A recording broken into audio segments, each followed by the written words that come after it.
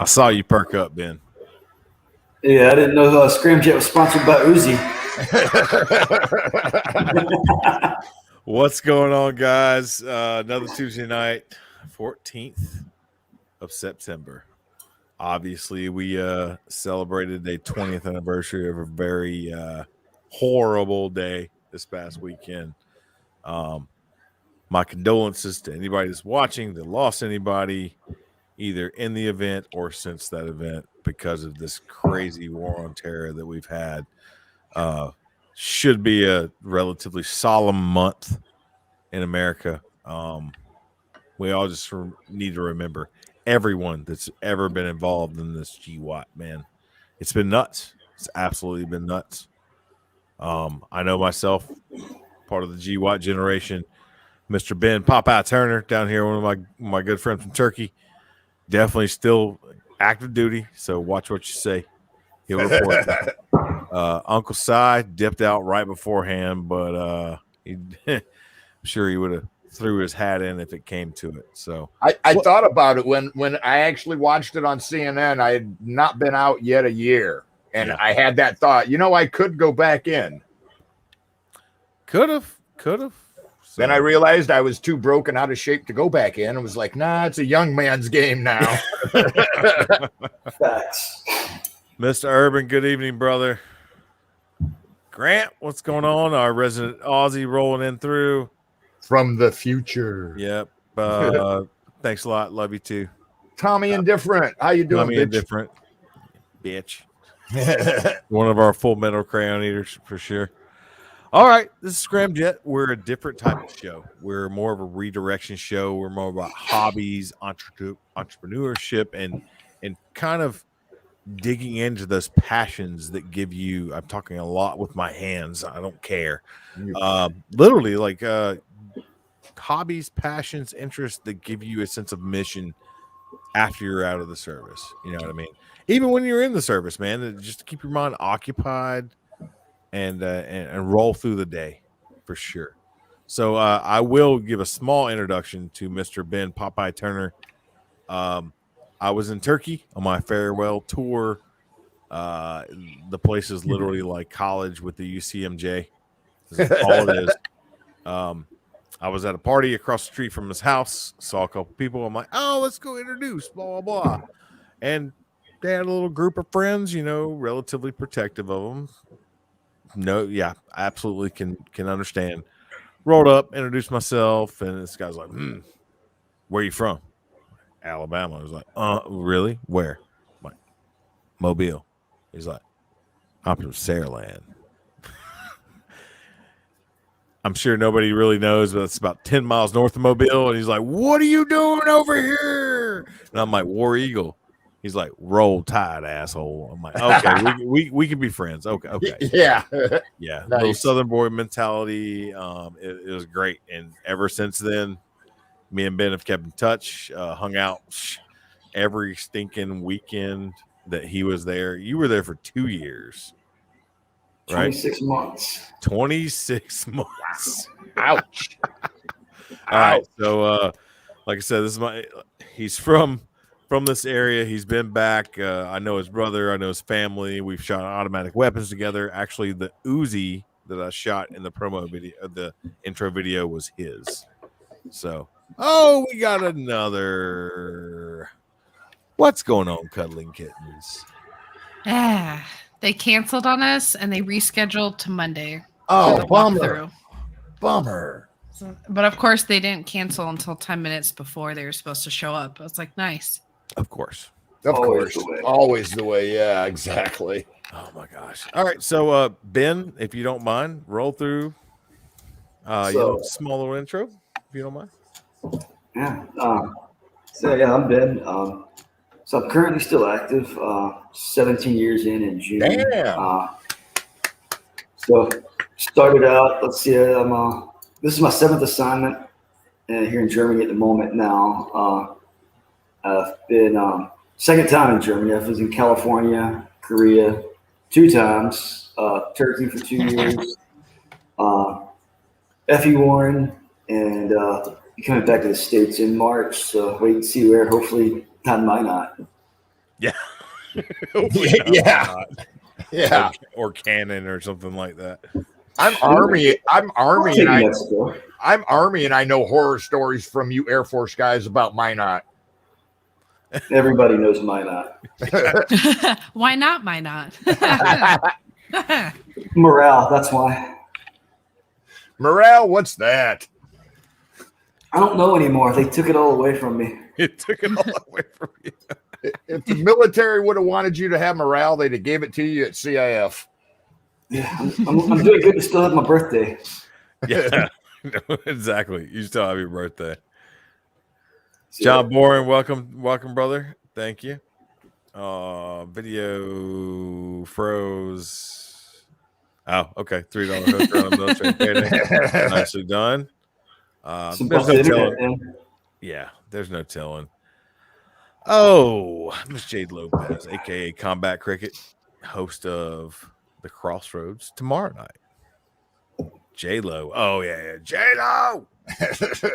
Hi. 2 Air Force, a sailor.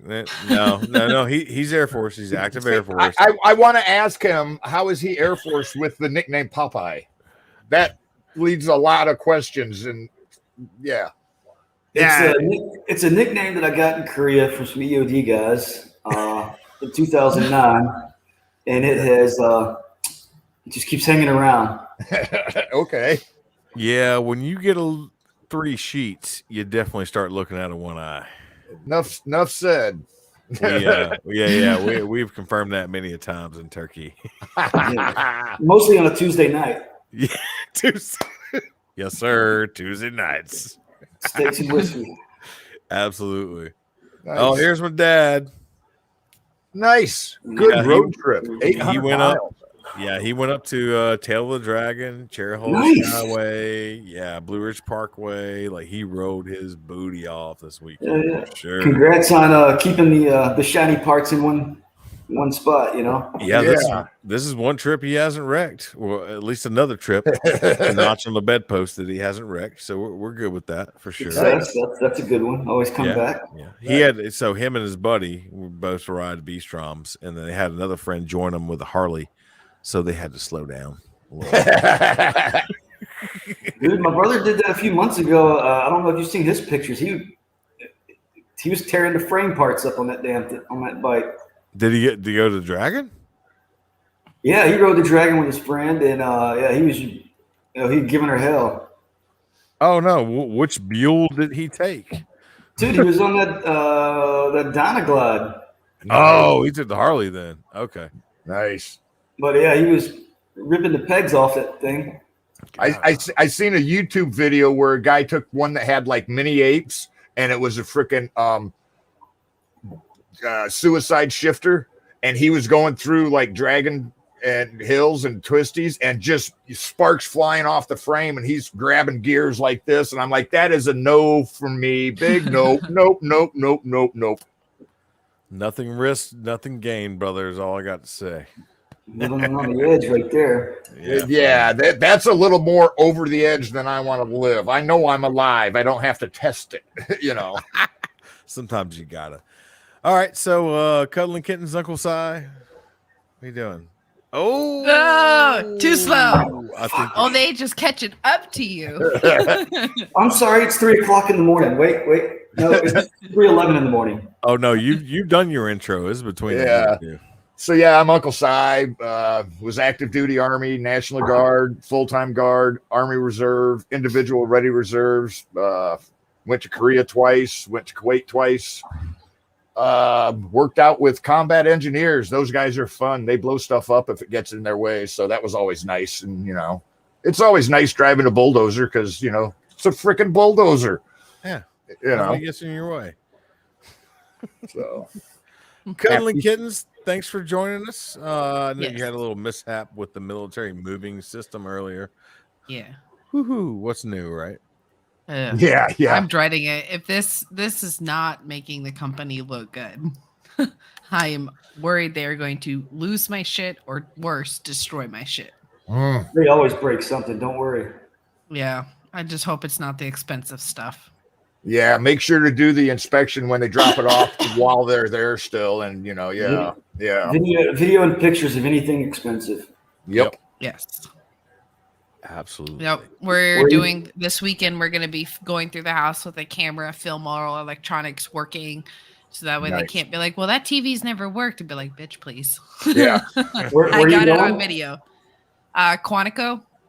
Nice. Where you at now? Huh? Virginia. Where you at? Yeah. But where we're at now? Yeah. Las Vegas. So Nellis. Okay, stateside. That's not bad. Mm-mm. Well, we'll see.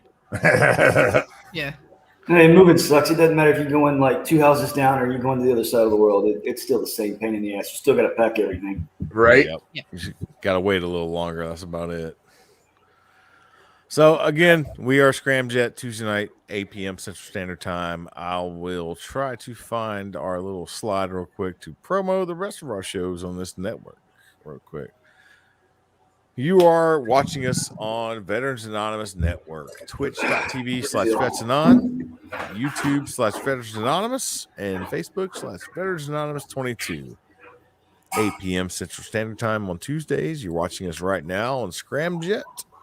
On Wednesdays, the hostess with the mostest, Miss J. Lopez, aka Combat Cricket, will be your host. It's a very good introductory show to the network. Lots of fun games are played, and if you're good enough, you're funny enough on the comments, maybe they'll mic you on. Have a little pizzazz, you know what I mean? That's how I got on the network. Rolled in on Crossroads and became a regular guest, then a co-host, and then a spot opened up, and now we have Scram Jett. We just kind of went off the cuff on that. So 7 p.m. Everybody okay? Sounded like somebody fell out of their chair. No, I'm getting coffee. Yeah. Coffee. When I say coffee, I mean whiskey. He's on a laptop microphone, and Ben, you didn't even say where you're coming from right now. Oh, I'm in Germany at the moment. Okay. Yeah. Oh man, yeah. I don't envy you with all that's going on in the world right now with that area. I'll just leave it at that. Well, I'll just say a motorcycle trip to the North Cape got ruined. Oh, bummer. Damn it. You know Billy, right, Webb? Yeah. Yeah, him and I were supposed to go to the North Cape. Oh, Man, that would have been fun. Boo-boo. Yeah, we were supposed to go ice climbing last winter. Well, deployment happened, so happy birthday. Yeah. Let me finish this slide real quick. We'll roll back into it. 7 p.m. on Central Standard Time on Thursdays are Resident Marines, Full Metal Crayon Eaters with Tommy Indifferent and Baby Jesus, a.k.a. Kyle Killinger. Speaking of which, Kyle Killinger is on a 3,000-mile run across America to raise awareness for veteran suicide. Please go check him out. His page is @BecauseHe'sMyBrother on Facebook. All of this stuff is either self-funded or crowd-funded. Please, if you find it in your heart, please donate to his cause. I know everybody on here has, as far as anybody on the show for sure. His Venmo is @BecauseHe'sMyBrother.com. Give him a share, a like, a follow, anything. The dude is doing amazing things. It's heartwarming as hell. He's got he's got Gold Star parents coming up to him in certain towns and taking pictures with him and hugging him. And, it's really tugging on your heartstrings, but he absolutely, truly believes in this cause and, to raise awareness. 3,000 miles. He used to do 300 miles a year. He had to skip last year because of COVID. This year he decided to go big. So he started off in California and he's making his way to Washington, D.C. I think his ETA in Washington, D.C. is November 13th or 14th, I believe. I think that's what it is. Around that area. So please go give him a look, a shout, a like, whatever you can do for him. Beautiful dude, beautiful guy, part of our network, kicking ass every day. I believe this guy can do freaking anything. He commented on one of my photos about something I was participating in. He's like, "Oh man, that would be fun to try." And I told him, like, dude, you could do it. He's like, well, I don't. It's like, bro, you're running 3,000 miles across America right now, averaging 30, almost 30 miles a day. You can do anything. And he's all humble about it, you know. It's like, stop that bullshit. I guess it was the guy that had jogged across before, but took longer, or like walked across it, that Kyle had met, that while he was going through near Tulsa, that came out on the run with him and ran with him for a little bit. And him and Kyle did a live on Facebook about that. Was real cool, you know. Okay. Hell yeah. I've been quite busy lately. So haven't been keeping up with a lot of stuff. Oh yeah, you got a new job. That's right. I did. Synced it. I synced it. It was on Facebook. It's official. Apparently. Cuddling Kittens, did you do an intro yet? No, you have not. I'm sorry. Kind of. I jumped in. It's my fault. It's all right. So I am Cuddling Kittens, also known as Jenny. I dabble in various crafts, usually sewing, crochet, a little bit of knitting, but I prefer to be a hooker. I am an Air Force veteran. I worked B-1 and F-16 motors, and now I'm going to school to be a veterinary technician, and I stay home with my daughter, which allows me plenty of craft time. Hell yes. And you make beautiful, hilarious TikToks. Yes. Yeah, I do. Oh my gosh. Yeah, it's been a crazy week for all of us. So my week has been shit. So we're trying to find a rental place before we move to Virginia, and we've gotten outbid on a fucking rental. Sorry, pardon my language. What We the hell? got outbid twice. How do you get out? So they listed it for $2,000, and we're like, okay, we can do that. So we applied for it. Our realtor was like, offer a little bit more and a longer lease. And I'm like, well, we know we're going to be there for 4 years because it's a 4-year controlled tour for him. So we were like, 4 years, we're willing to pay $500 per pet as a non-refundable pet deposit, 6 months in advance on rent. So 6 months up front of rent, including the first and last month's deposits. And we offered $2,100 a month, and we got outbid. Holy crap. I didn't know you could outbid on a rental. Like here in Iowa, if it's a rental property, the price is set. You know, That's what I thought. Yeah, for apartments and stuff, yeah, but we're looking at houses to rent. Well, like even here with houses, is like if they're, house to rent, it's like considered apartment. So it's like if they say house for rent 500, somebody comes up with 600. I had no idea either. And this has been ever since the housing market turned into the shit show that it's been. This is how it's been, even in the rental market. Because I told the realtor, I'm like, why don't they just list the property for the price that they want instead of, saying, oh, well, we'll offer this or we'll offer that. Yeah. I'm not buying the house. So why am I bidding on it with my rental application? Yeah, that just doesn't make sense. Well, Winnebago, live in fam camp. That's the other problem, is that everything in the Virginia area is $350K up, and I don't want to spend that much for a house that I'm going to turn around and sell because I don't want to go back to that place. Right? Yeah. And the market might crash back down too. On top of that, yeah. So now it's really high. Yeah, I don't want to buy high and then lose money on the house when I go to sell. Yeah. Fact. So I don't want to buy until he retires. That way we know where we're going and we can finally settle in some roots and be good to go. Sure, I'm waiting to buy as well. So I get it. I'm not, won't you buy a house wherever you go next? I'm like, no, I don't want to deal with that. I'll build a house when I'm done. So I feel you. Yeah. Yeah. I have had a couple friends, just about every assignment they've had, that they've bought a house and then rented it out through a rental agency on the back end. But this is years past, obviously. Yeah. And it's worked out for them very well. Oh, horror stories from that too. And both of these properties were through rental property management companies. Okay.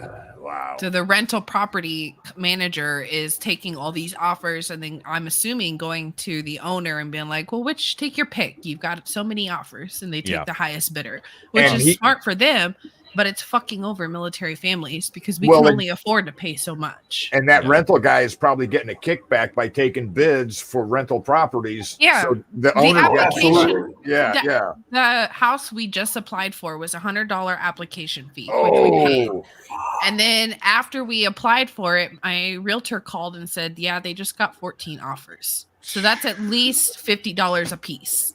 dang. So that's about $750 that they got just in application fees. My God. I was like, this is ridiculous. It's a freaking racket. Yep. And granted, the house is beautiful, and if we Yeah. can get it, it's perfect. It's every single item that we're looking for. Wow. And just out of curiosity, how far out are you looking to drive or willing to drive? About 45 minutes is our top. Because we And how- already drive. He already drives 30, 35 minutes into Nellis every day. I was just curious because at first it sounded like maybe he was trying to find something really close with all that competition, but I don't know what the this situation is in the States. This one is 35 minutes away from base. Shit, 'cause I'm living okay. now. I'm 25 minutes away, and I found like a house out in the countryside. That's, I mean, granted, this is Germany, but like I'm way out in the country. Like, why do you live that far away? And I'm like, it's not the 'Cause- city, and I have this. It's really too much house for one human. But it's even the beautiful area. shithole houses are still going. Like we found a property that was 45 minutes from base. It was a 4-bedroom, 2.5 bath with a 2-car garage. okay. And it was a recent renovation, and I swear to God, I could smell that the old house mildewy, yeah. dusty Yeah. smell. I could smell it through the video call. It's like a real And estate flip. and the realtor is just like, she goes, yeah, it's freshly renovated, but she's like, honey, it smells old. And I'm like, I can tell that it's run down. It's a real estate flip. Somebody bought it, threw Yeah. a coat of paint on it, Paint on it, placed and some punch. boards. Yeah. It's And they like called it my a house. 4-bedroom. And all they did was, so you know how living rooms in the Virginia area, there tends to be like 2 living rooms. They put doors on both entryways to the living room and called that a bedroom. Yeah, that's And I kind of told the Oh, realtor, I was like, oh, hell no. trash. Hell no. Trash. My God. I wish you some luck on that. I hope it works out for you. That's what I said, because I was able to send a message because the owner of the property, it was for rent by owner instead of a management property. She sent an email to me and I pretty much told her, your house is trash and I could smell it through the pictures. I wish you luck at finding a renter at $2,000 a month. You should probably lower your rent. Wow. no kidding. Yeah, And so wow. far, no response. I wonder why. I Yeah, was nice. Oh yeah. I didn't swear. I didn't call her what I wanted to call her, which was a scammer. Sometimes you just gotta say it. yeah. And yeah, John, that's what they used to call them, were parlors. You'd walk in and you'd have the formal and you'd have the like family one. Yeah.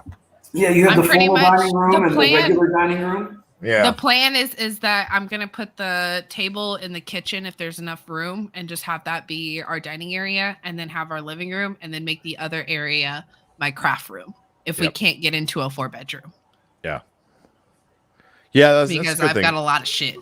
You got like You- you got yeah, one you- kid right now, and Yeah. Oh Yeah. no, there ain't gonna be no more.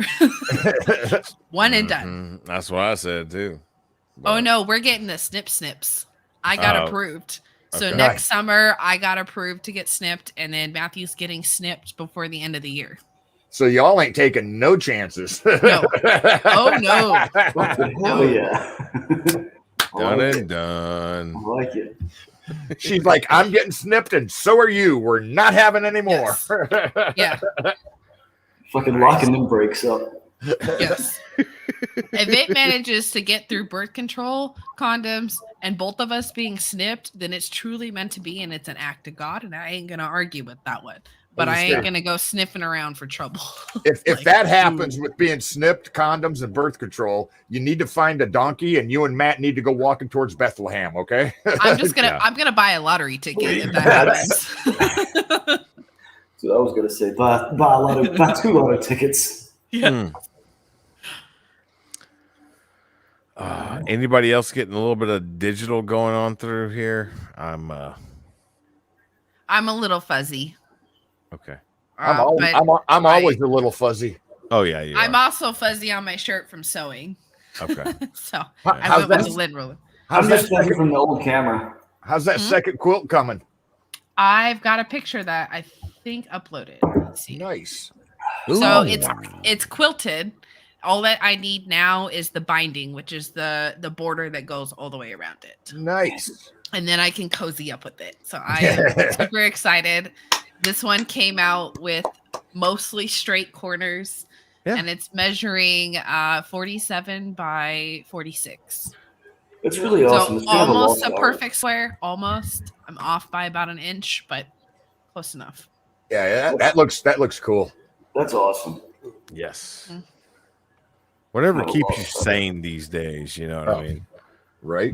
That's the biggest thing. Whatever keeps your mind off things. So tired of playing Oh, Pandemic. Thank you. I am so proud of it. yes. Like, I'm ridiculously proud of this. I am so excited to iron I got to starch and iron my binding so I can sew it to the quilt. Yeah. And I'm hoping to be able to cuddle with it by this weekend. Like, Oh, that'll I'm be stoked. cool. Hell yeah. But it's not cold yet. That's besides the point. My husband likes to keep our house cold as hell. Trust me, Keep it- I can cuddle up with it. Like 68 and Yeah. Dude, that sounds like Turkey. House was always brisk 67 degrees in the house. well, dude, those walls, dude. When they built these family housing in Turkey, obviously they're thinking about protecting people that are there because you're in a foreign country and you're very close to some adversaries. And Ben knows as well as me, those walls and those houses were between 6 and 8 inches thick concrete minimum. Yeah. Then we had like tile floors, like 24-inch tile floors. I could jam my speakers as loud as I wanted to on my side of the wall. My neighbors could not hear it. No. They were that solidly built. The doors in the bedrooms would close with a thud. Like they were not hollow doors, they were solid doors. Like Nice. It was. you pretty remember, solid. yeah, Those everything. doors closed with authority. Yeah, they did. It was a ka-dunk. You know, it wasn't a clink. You know, you close a regular hollow door or anything like that. It was like a solid 2-inch door. All the walls were probably 6-8-inch concrete, and I appreciate that for sure. Obviously, they're trying to protect all their personnel over there. You know, whether it be family, single members, whatever, whoever's within housing, and it was a formidable place. But it's also allowed, you know, lots of sound to be kept in and your neighbors to fall asleep right next to you. You would never know it. So I just remember those certain details about that place. It's like, oh, okay. Yeah, okay. If a mortar went off in my living room, I wouldn't even hear it in my bedroom. Okay, cool. Yeah. It's That odd. would be nice. It's odd what you remember and like accepted while you were in and at those places. And now that you look back and think about it, it's like, okay, now I understand what they did and why they did it, you know. But Oh, yeah. at the moment, you're just like, cool, a house. Yeah, I closed my bedroom door at home. I'm like, man, this thing is flimsy. I can just Yeah. kick right through this. And like in Right. Turkey, it was like, bro, you better breach if you want to get in here. You better have some freaking plastic explosive. Throw some C4 on the hinges. Poof. So Dead cord. have to be, bro. We talked. We had conversations in Turkey. Put it that way. We knew a bunch of people and did a lot of fun things out there and a lot of If it involves explosives, it's fun just from that point on. let's just say me and Ben both held positions in organizations where the stakes were very, very high. And we got to daydream a lot. And on the front porch, you know, after hours. So Nice. it was like, oh man, did you know this? He's like, yeah, we did that. Well, you know, CE did this, and okay, yeah. So Yeah, we had our finger on a lot of things there. yeah, more than a couple of times I came home with some night vision goggles and we played around with them, you know. after a couple drinks. Ben remembers. Like, bro, I gotta have these for an operation tomorrow. Hey, John, I guarantee that's a mistake you'll only make once if you confuse det cord and time fuse. You'll only do that one time. Probably won't live to talk about it. And never again. And You'll be over there, and up there. Yeah, we when we were over in Kuwait, we were training some of the Kuwaitis and Saudis, and like we'd shorten the time fuse a little bit on stuff every now and then just to mess with them. Be like, oh, you got 30 seconds, it's this long. And then we'd shorten it by a little bit to like 20 seconds and not tell them. Them fuckers would run. Oh my God. That's so fucked up. I mean, Richard. it is what it is. You know. I would do it. I can't say shit. I would do it too. Oh yeah, we may or may not have totally done that also. Yeah, Oh yeah, you got 30 seconds. Like, no, you really got like 8. We'd be back in the bunker and stuff. Be like, yeah, go out there and light that. Nah, you got it this time. I don't need to go with you. Yeah. Training, bro. Training. Yeah, Give his buddy the zing zing. Here, just push on this a few times. So Ben stepped out of his career field a little bit in Turkey.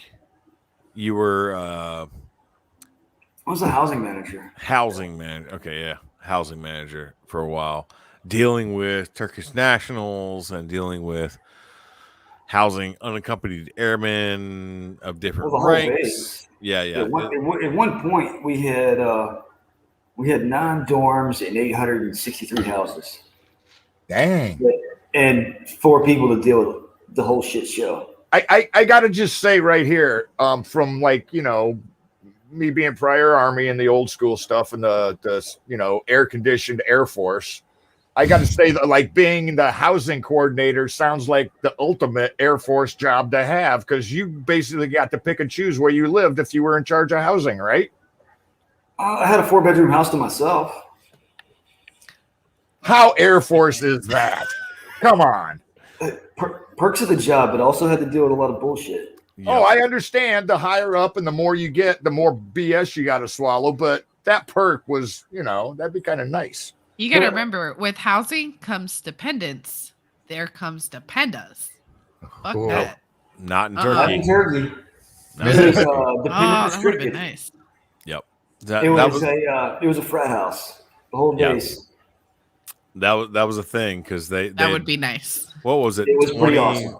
2014, 2015. It was June 2016 is when they had that coup attempt. July. Right 16th. before that, though, they built all brand new family housing over there. They renovated all the houses there. Well, not all of them, but about 112. Yeah, because we had the 112 housing area that was like the ghetto housing. Yeah, I remember. I was glad I wasn't there. It was total Section 8. Speaking of ghetto, you guys will get a kick out of this. I live in basically the hood of Des Moines, Iowa. Not gonna lie. The other night there was random shootings going off. I'm not even gonna joke. Today I'm walking down the street and I'm not some pipe hitter, super soldier, or nothing, but I'm aware of my surroundings. So like when I walk out, I check up and down the street as I'm walking, and I look over into the parking lot about a block and a half away, and there's 3 undercover police cars, about 6 undercover cops, and 1 plainclothes car and guy, right? And I'm like watching it as I'm walking through the parking lot, and I'm like, ooh, somebody's having a bad day. When you got 3 undercover cars, you're having a bad day. Well, as I'm walking into the store, a lady coming in from the parking lot, she's like, oh, I wonder what that's about. And I'm like, drug deal. He was set up. They covered him. And she's like, how do you know? I'm like, I've been on the bad end of that, unfortunately. She just looked at me and went poof right down the other aisle. Well, hold on a second. Miss Bonner is actually really correct there. Keep the housing people happy, or I will give you a shitty roommate. Yeah, so she's right. Oh, yeah, pretty much. Because that happened a lot. And this right here, The digger with the burn. Somebody's salty they didn't have good living accommodations, what it sounds like. He's just salty because he's Australian. Yeah. This guy's an Aussie. I'm just gonna say when you Trying have to go back that way. when you have the smartest people in your DoD, you probably want to give them the proper rest and the proper accommodations so they can do all the smart stuff for the rest of your people. So, Well, Felix explained at one time, he's like, you don't want people that are handling the things that fly in a bad mood. That fly or blow up. Yeah, you want to keep them people happy, so they put, warhead on forehead, not your head.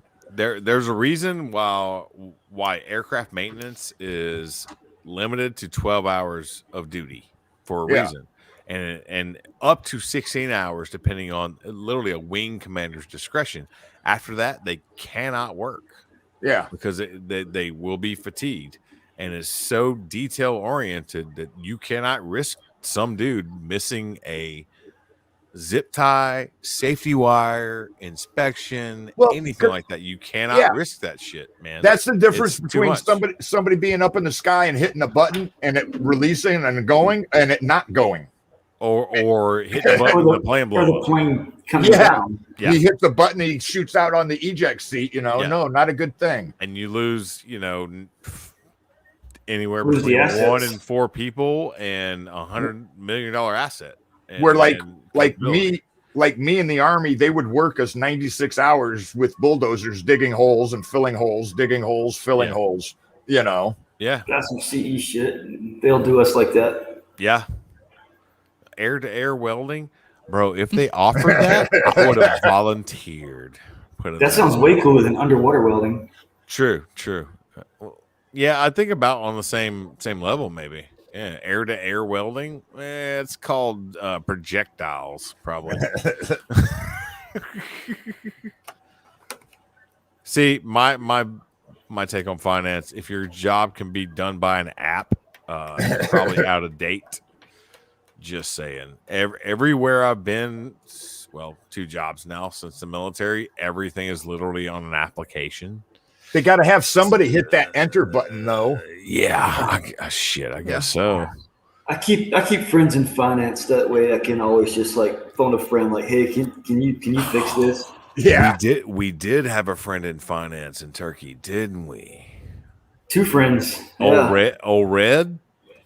Yeah, the Ginger. Old Red, she was good to us. She hooked us up. She's like, they're dumb. Hold on, let me do this. Yeah. And then, damn it, I saw this picture. It was a guy looking in the mirror. He says, "You're not stupid. DTS is stupid." Yeah. Oh God, DTS is my nemesis. I am out of the military, and my husband still asks me DTS questions as if I magically fucking know what I'm doing. I'm like, no. I am out. This isn't my problem. He goes, well, it's our money. I'm like, no, the fuck it isn't. This is your problem. Go ask your DTS representative your questions. He's like, but you know the answer. I'm like, do I? Yeah. It's gonna cost I used to know DTS, and then they decided to went and they changed it all. There was a point, like Ben said, I was actually an expert in DTS. Because I was traveling for my daughter's medical care, between Florida and middle of Alabama. And I would roll through that and type up a trip real quick. Boom, boom, boom, boom, boom, boom. It was done. It was really actually pretty easy. And then they're like, I'm sure some officer, some colonel over above came into the program. Was like, let's change all of this. Let's change every single bit of it. And the next time I went on there, it was like, how do I navigate this? This is ridiculous. It was insane. Literally, it was day-to-day change. Because they sent almost everybody in our squadron for travel to me because I had literally done 14 trips in DTS. Who remembers when they just had somebody that did that shit for you? That's when DTS was easy. Here's my receipts. And then, a couple days later, you get paid. I did a whole PowerPoint presentation on how to go through DTS with a stateside trip for PTDY and stuff like that. And then in 6 months, it was obsolete because they changed the entire program. I'm just saying. I remember when Squadron just had a DTS person. Hey, here's all my shit. Yeah. Well, yeah, That's when Ben. DTS was truly easy. Hey, Yeah, here's Ben. all my receipts. I remember, Ben, like when in the Army, we'd go to like S1 or S2, boom, boom, boom, sign here. You know, you come back the next day, it's all filled out. You turn it into another S shop or whatever, and then boof, you get paid. Yeah. So hold on. Sarah Bonner's right up in this because this is her area of expertise, apparently. Not my job. Handled all the physical cash and made sure travel was paid out. See, I told you, you want to be friends with us. Finance, that is. DTS is satanic. Yes, it is. Yeah, always got my crew rest. Finance fought against DTS. It was over our heads. Yep. Thanks for being on the good side of the fight, Sarah. Yeah, thank you, Miss Sarah. Thank you. It like I said, it was good for a minute. It probably in the 2013, 2014, 2015 range. It was easily navigable and you could roll around it pretty easy. But it's pretty intuitive. The user interface was relatively easy. It's like, oh, pictogram. Oh, click this, next. Oh yeah, it was like, after that. It was like, yeah, like a retard could work it, man. It was like, oh, just click on the picture of what you need. Yeah, it was actually really good for a second, and then it was like, hey, I don't want to stay at this hotel, your recommended hotel. I want this one, and then it literally shot an error code, and I was like, wait a minute, I've been staying at the same hotel in Birmingham for 3 years every time I go up for a medical procedure for my daughter, and now it's not going to recommend a hotel, so you want to redirect me, and I don't want to be redirected. How do I go back to that screen? Call the line, and it was just it was. See, there's sometimes I am so glad I got out before all of this electronic stuff happened in the branches and stuff. It's madness now. Well, I mean, smoke signals work pretty good in your day. So. Hey, if it worked, if it ain't broke, don't fix it. Put a string on that bean can. I was telling Ben earlier, I was like, we at least got to take one dig against size age. Shit. And the only reason we do it. I usually take a dig against myself. I know. The only reason we do it is because you take it so freaking well. Not a joke, not sarcastic. You take it very well. You roll with the punches. So that's my one for the night, Si. It's my one for the night. Smoke signals. John's like a caveman could do it. Apparently, Dude, random memory. Back when I was a Cub Scout, because I never made it to Boy Scout. Damn. They had Cub Scouts back in that day? Yes, ma'am. Like, what kind of stone tablet book did you pull this out of? The Cub Scout manual actually had how to send smoke signals, like how to do SOS by smoke signal. You're actually right. I was a Boy Scout and a Weeblo Scout. It was still in the manual. Yeah, you're right. So not a bad skill to know. Oh yeah. Oh no. Miss Jade, aka Combat Cricket, we haven't even started yet. Here we go now. What are we going on? Here we go now. So, Mr. Ben Turner, yes, let's talk about banana pudding. Banana pudding. Okay. Is it served cold or warm? I'd rather slam my dick in a car door than eat banana pudding. I got a beer. I'll be right back.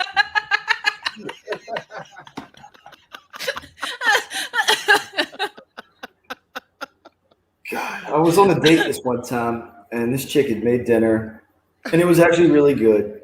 And she's like, I made dessert too. And I was like, oh, hell yeah. And it was banana pudding. And I had to eat some.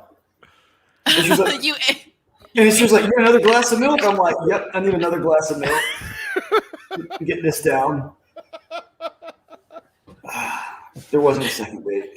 Oh, but you ate it. Bro, you're braver than me. If I don't like something, I just go, nope, not eating this. I'm sorry. She made it fresh and went through the effort to do it. And I think about that is because my mom cooks a lot. She published cookbooks and did catering and stuff. It was one of those things. If somebody goes through that kind of effort to do something for you, it'd be kind of a real asshole thing to not. Yeah, to yeah. turn it down. See, I can't. I am a texture person, so if it's I am too. it's got I gag and I can't control it. And if you haven't noticed, I can't control what my face does. It just does things. I can't either. And so I'm sitting there like when I'm eating something, because my husband wanted me to eat squid, and I could see the little circle things on the tentacles, and I'm just like, "You want me to put that in my mouth?" Were you And in he goes, Korea "Yeah." before? Guam. Did you ever get like that squid soup where you eat it and you feel the little tentacles in your mouth kind of just sticking like the octopus and shit? Like, Yeah. especially the octopus, the tentacles, Yeah. the little suction cups. Oh, I distinctly remember that because I went Terrible. and spit it out right then and there. I can't do octopus. I can do squid. Can't do octopus. Yeah.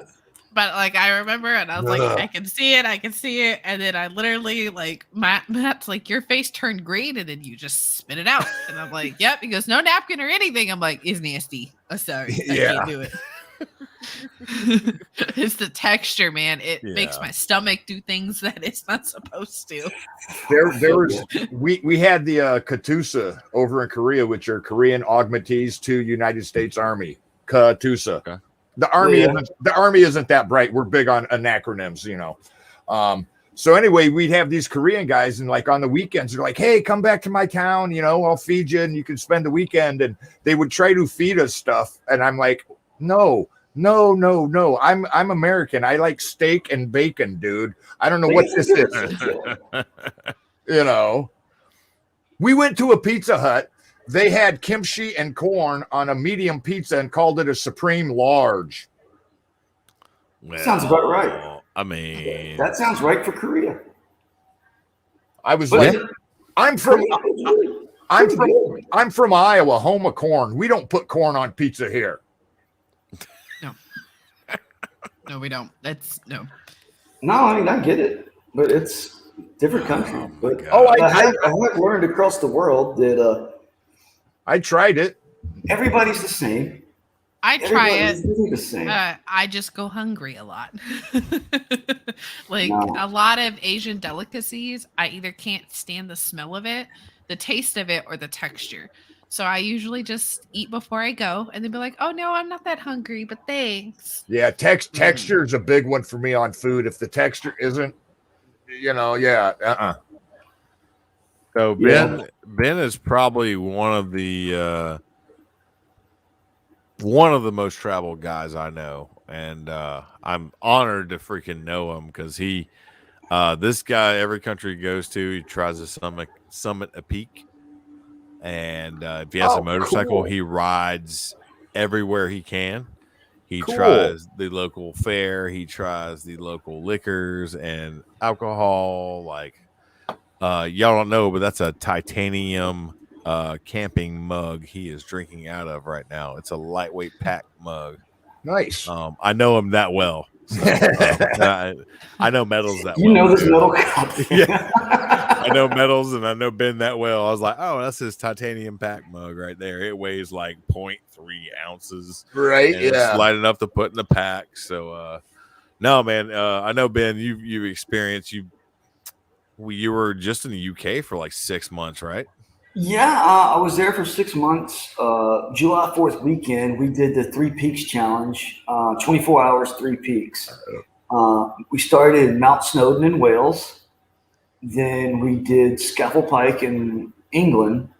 And then the hardest one we did last. And typically people do it in reverse order. Yeah. But the last one we did was the Ben Nevis.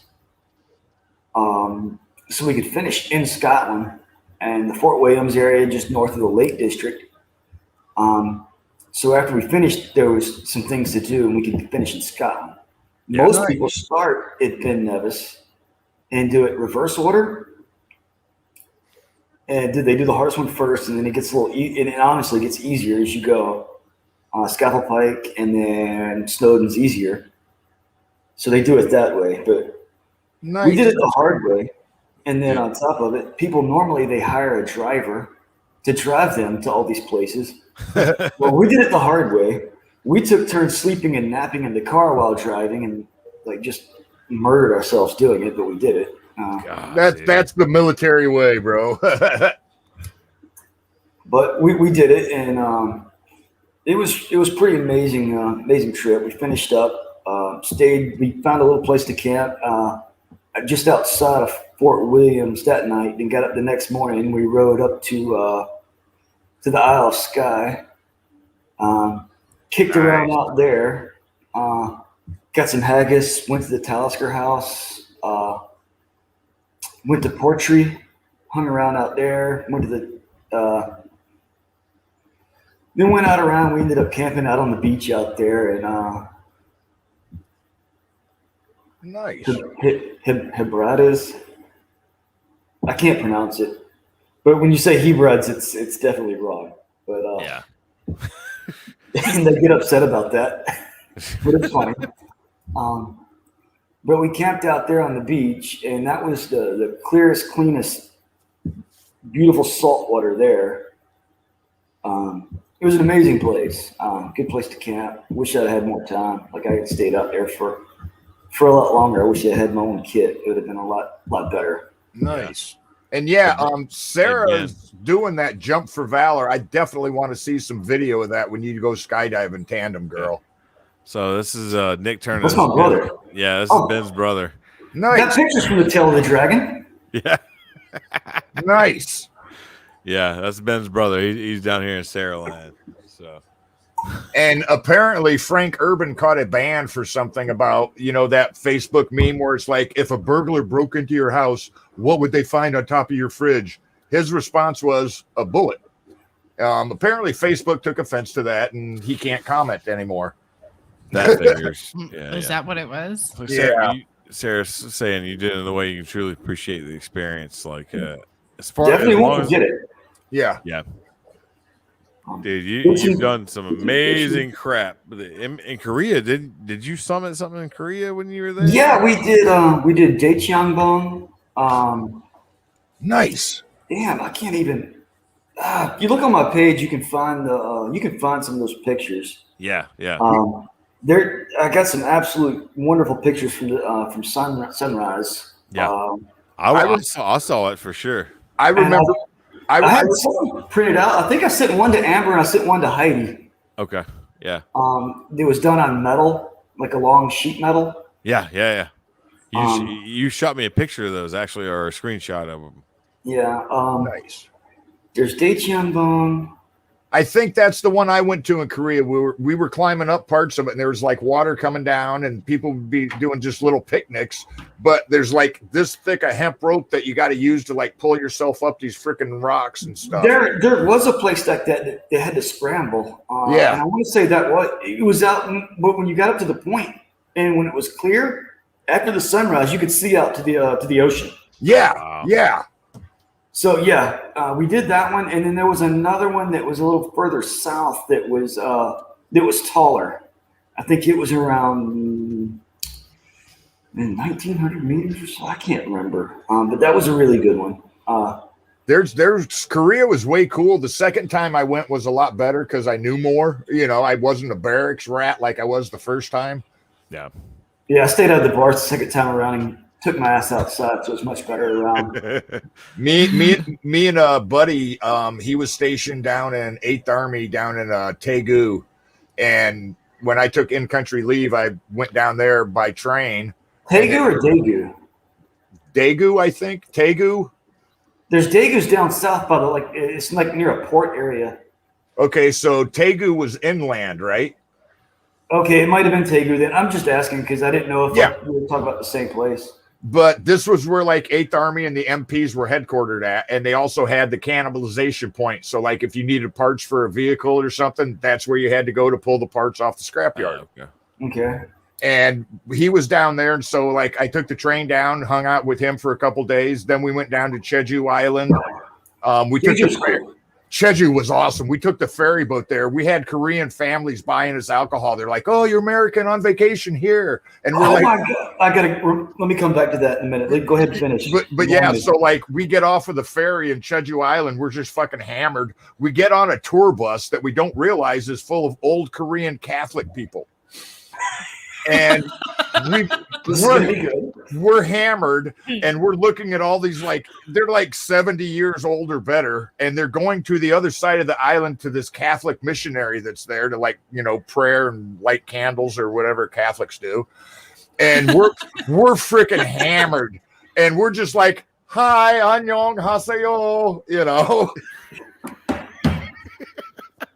We have a seat. It's a real quiet ride to the other side of the island, Bus driver stops and points to us. We're like, thanks, bud. So Jade had something to say about Ben.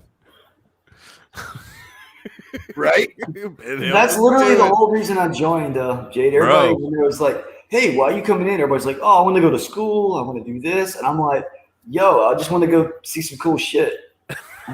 And you've done it. You've done it. I've been trying. This last 18 months, the world went mad, and fuck me, I guess.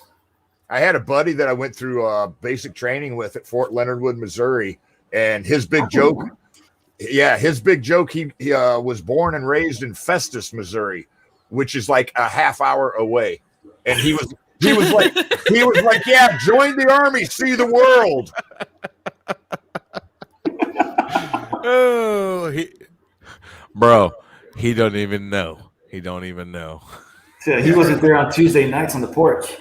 Oh, or the water slide nights. That too. Sarah's doing another bike ride. Wow. So we were on this mountaintop in Korea. I was up there by myself on one of the first hikes overnight, and I was making some dinner and poorly planned my water situation, so I was really dehydrated at that time. So at this point, I'd found some water that wasn't for drinking, so I was boiling it up and waiting for it to cool off so I could just have something to drink. Yeah. And there was these Koreans up there, and they were just partying. And of all things to drag up a damn mountain, a karaoke machine, a little portable karaoke machine. So I'm making a little video with the phone, and I'm like, well, I got caught. I got found out. They made me come drink soju, maki, and do some karaoke with them. And I'm just dehydrated. I'm like, this is the last thing I need in my life right now. But I guess this is where my life is at right now. We're gonna drink soju from this mountain and get more dehydrated. Right? Yeah. Nice. All right. I'm gonna dip out for just a couple seconds, do some dad things. You guys keep conversing. Yeah. You know how it goes. I know Jenny's got some admin powers. You can pop up some comments and stuff real quick if you want to. Like this one real quick. Yeah. Voluntary hike. Yeah. Voluntary hiking's fun. Doing it for the military? No thanks.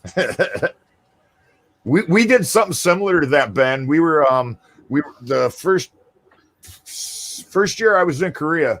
There were guys that had been there before, and we took a turkey and 2 cases of beer up on top of the mountain. And yeah, I know, Jade, dug a hole and buttered the turkey up, threw it in the hole, and pulled it out and had Thanksgiving up in the hills in Korea by Tongdashan up by Casey area. That's pretty awesome. That was fun. And yeah, Jade, I know what time it is. Roll that beautiful beard footage. Catch Jenny off. Yeah, as foolish as we are. Oh yeah, we danced till the sun came up. Oh yeah, we danced till the sun came up. There we go. Well, Sorry, right, Uncle Ty. I was preemptive. My bad. Thought I was going to catch you off guard. No.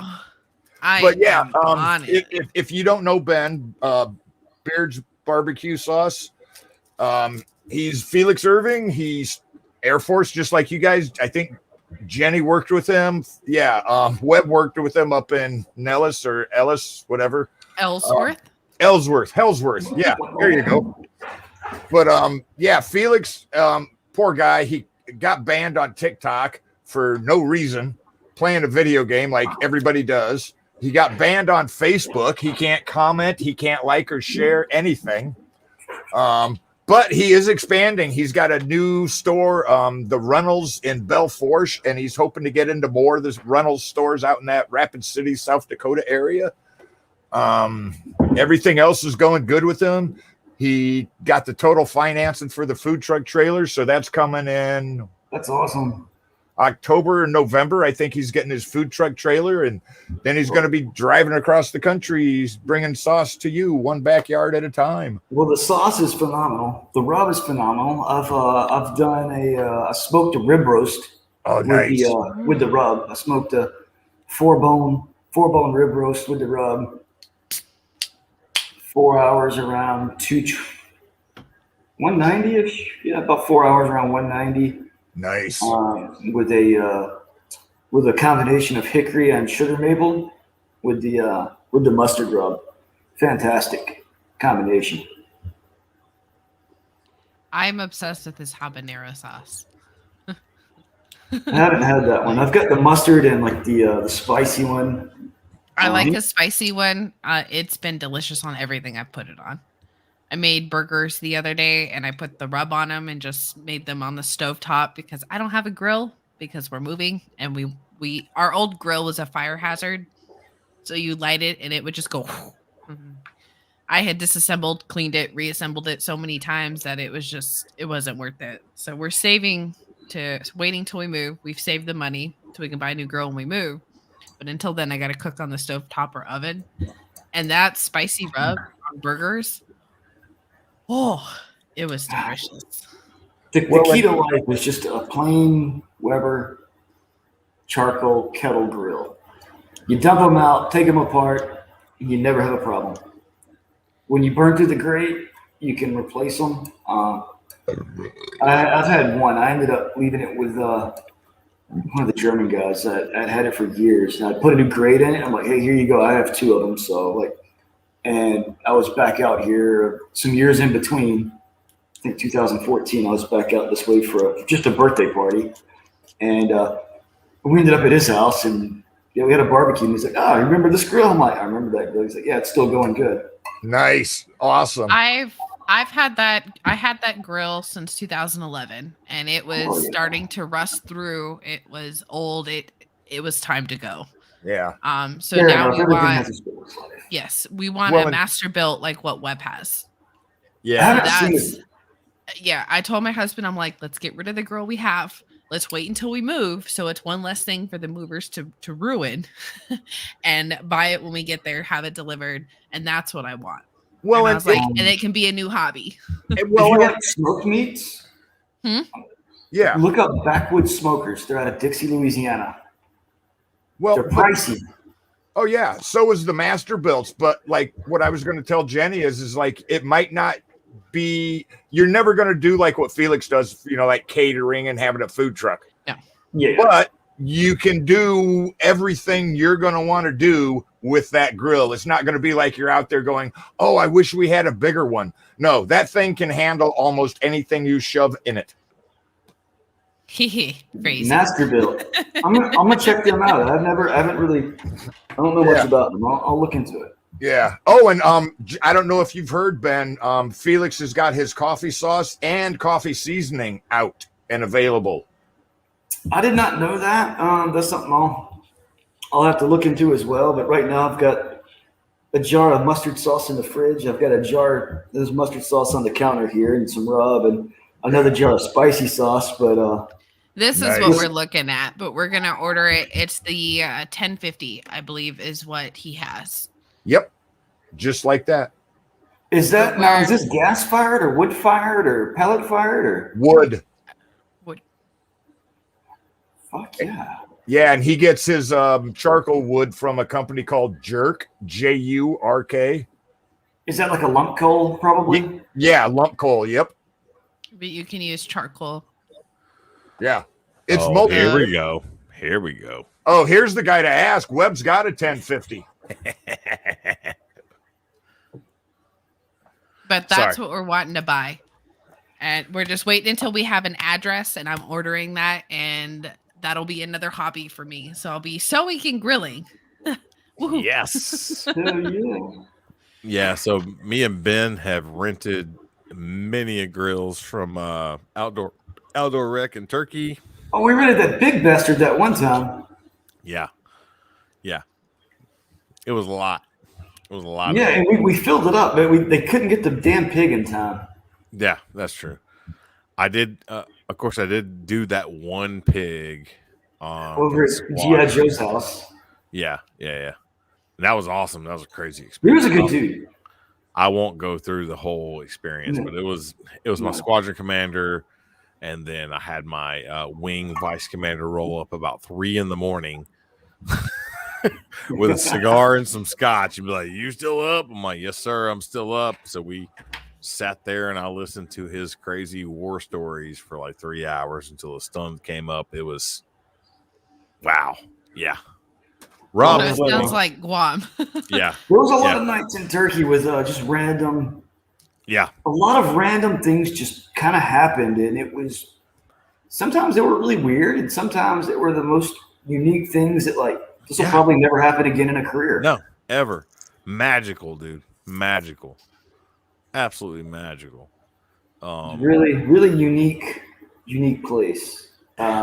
During that time, that situation, Yes. and the way everything was unfolding. Well, and Webb, I really like the way you phrased that. You said, I guess I'll listen to the old man's war stories. But like here you are, how many years later, talking about the old man's war stories? Oh, absolutely. I'm still friends with him. He went to Rota, Spain, and we catch up every now and then. He was a lieutenant colonel at the time, and he looked like exactly like Ben said. He looked like G.I. Joe. Dude, no, who did he look like? Who? The Silver Fox G.I. Joe, man, like the small Sergeant Savage, or is that what small they call soldiers? Small soldiers. Remember that? Yeah. With Tommy Lee Jones played that little animatronic major guy, whatever. Yeah, dude looked exactly like him. That's funny. Like jawline, just like jacked dude. Colonel Rob Fleming, Lieutenant Colonel. I'm not sure if he made Fullberg yet. Yep, he's on my. Who knows? He might have tuned in once or twice. Great guy, great stories, great, absolutely astounding leader. Just inspiring.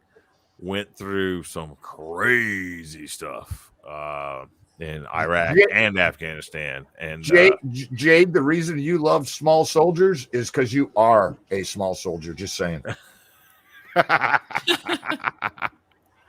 Yeah. Be nice to our viewers. Yeah. No. She's a host. She's a host of a show tomorrow night, Combat Cricket. We don't have to be nice to her. We just love her. We're always nice, actually. Dude, she did a TikTok to this guy that was doing a dance sitting down, and she put her little like flying chipmunk suit on in the hallway and did the same dance. It was freaking hilarious. Yes. Oh my! I don't have any Tic Tacs,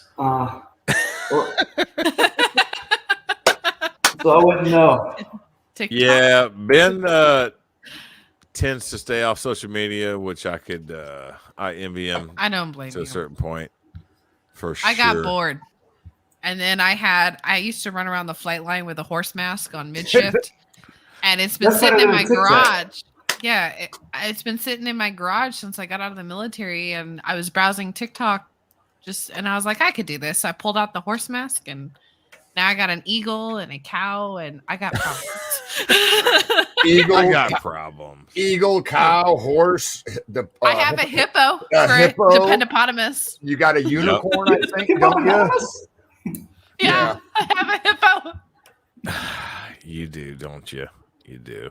Yes. Oh, it's hilarious. I'm not even mad. I've got a fucking creepy Chucky doll that I've been dragging around like every base since I've got it. Yeah, you do.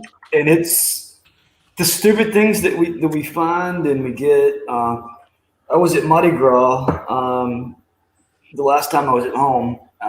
Rode bikes out there. Ended up catching a Curious George puppet. Yeah. And so I strapped it on the back of the Harley, rode home with it. I'm like, oh, that's funny. I caught the monkey, So my brother's kid loved this damn thing. and my parents just went on a vacation. They went out in Montana, like Jackson Hole, Yellowstone, I think.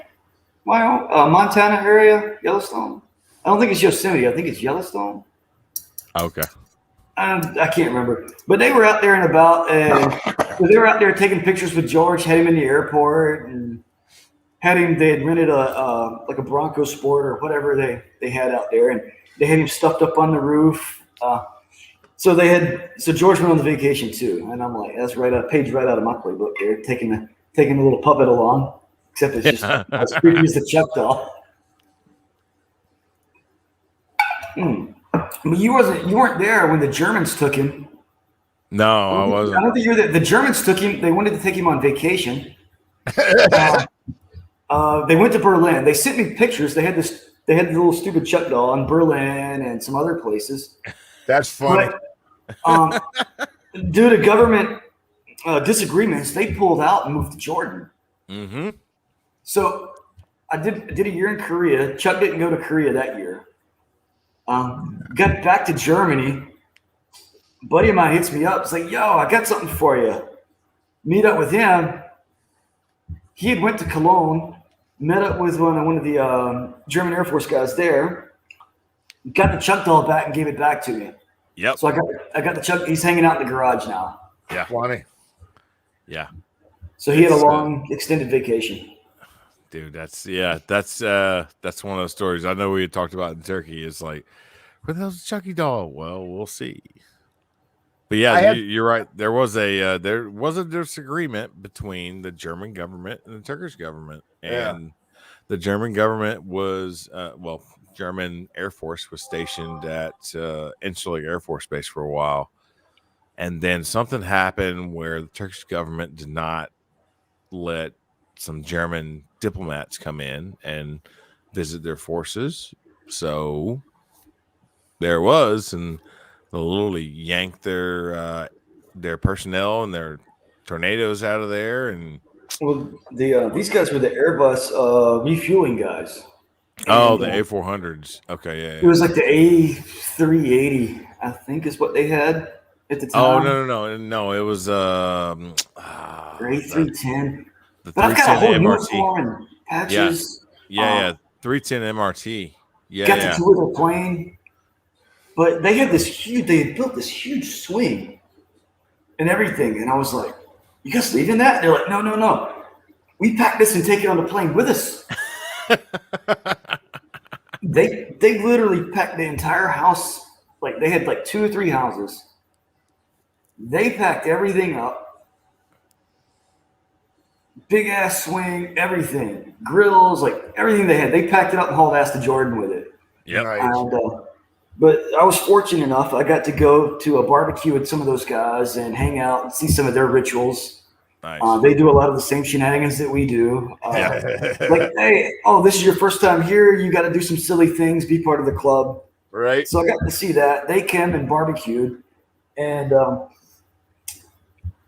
don't know if any of you guys ever been to Germany or not, but they can do some potato salad that's just absolutely amazing. Mhm.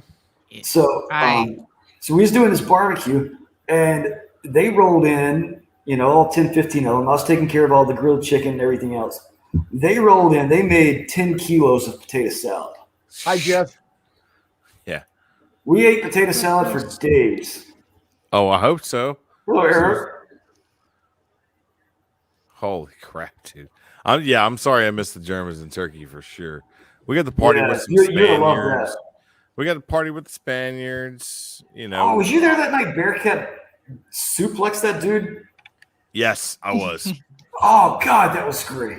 Oh, the thing is that they don't know that Bearcat It was was like 110 pounds. 110-pound female in EOD.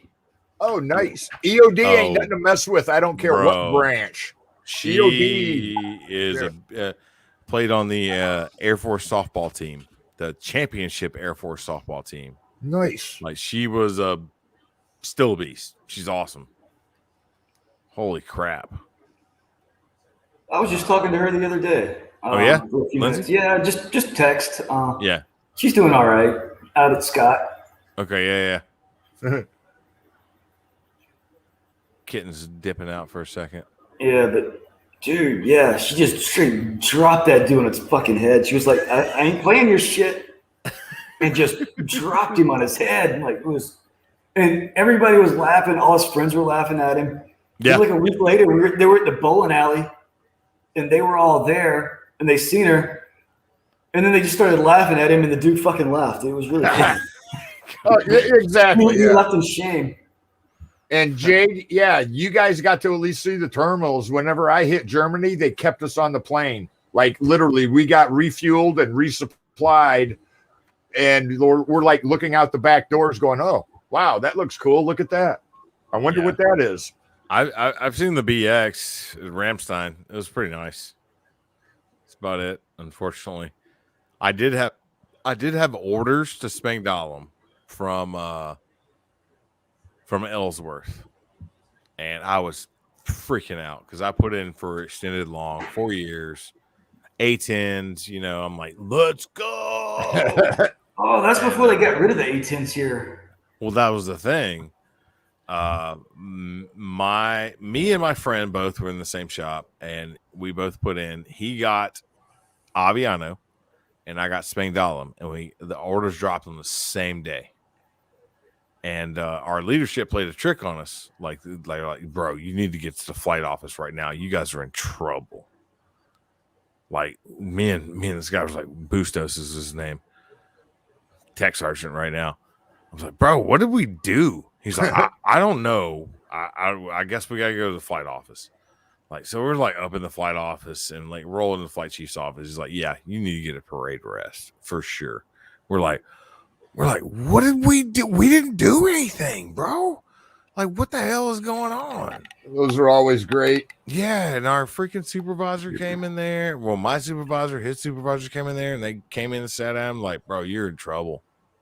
Like, what's parade rest? Like, we're not saying anything. All right, whatever. We're gonna face whatever. It's like, yeah, you're late. You're late for out processing because you're going to Spangdahlem and you're going to like, and we both were like, "Rah! Don't you do that to us?" And we're like, yeah, they were excited for us.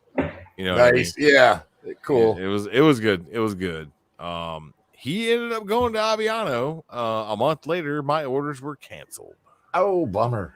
Yeah, they were getting rid of an A-10 squadron at Spangdahlem, so they did not need the personnel. A couple months later, overseas listing comes out. They still have an opening for senior airmen in Spangdahlem for A-10s. I was pissed. Oh, I was pissed. I wanted to go. We wanted to go to Europe for sure. Europe or Japan, and I applied for it, went through, and then got. Come on, dude, seriously. So that's when I did the BOP down to Eglin, and that's where I went for sure. Oh man, that's yeah. I mean, I kind of got a similar story. First time I was in Korea, Jeju Island used to have a military mountaineering rappelling school down there by the Army. okay. Oh shit! Yeah, it was beautiful, bud. It was awesome. That was fun. Yeah, it was. But anyway, so like our just off the freaking trail drill instructor of a shop foreman, E6P, he made sure to let you know he was an E6P. What's the P? What is P? Promotable. He's just waiting on points so he can get his E7. Oh, that's right. That's some Army bullshit. Yeah. Army bullshit. So anyway, It's like saying Staff Sergeant Select. Exactly. Yeah.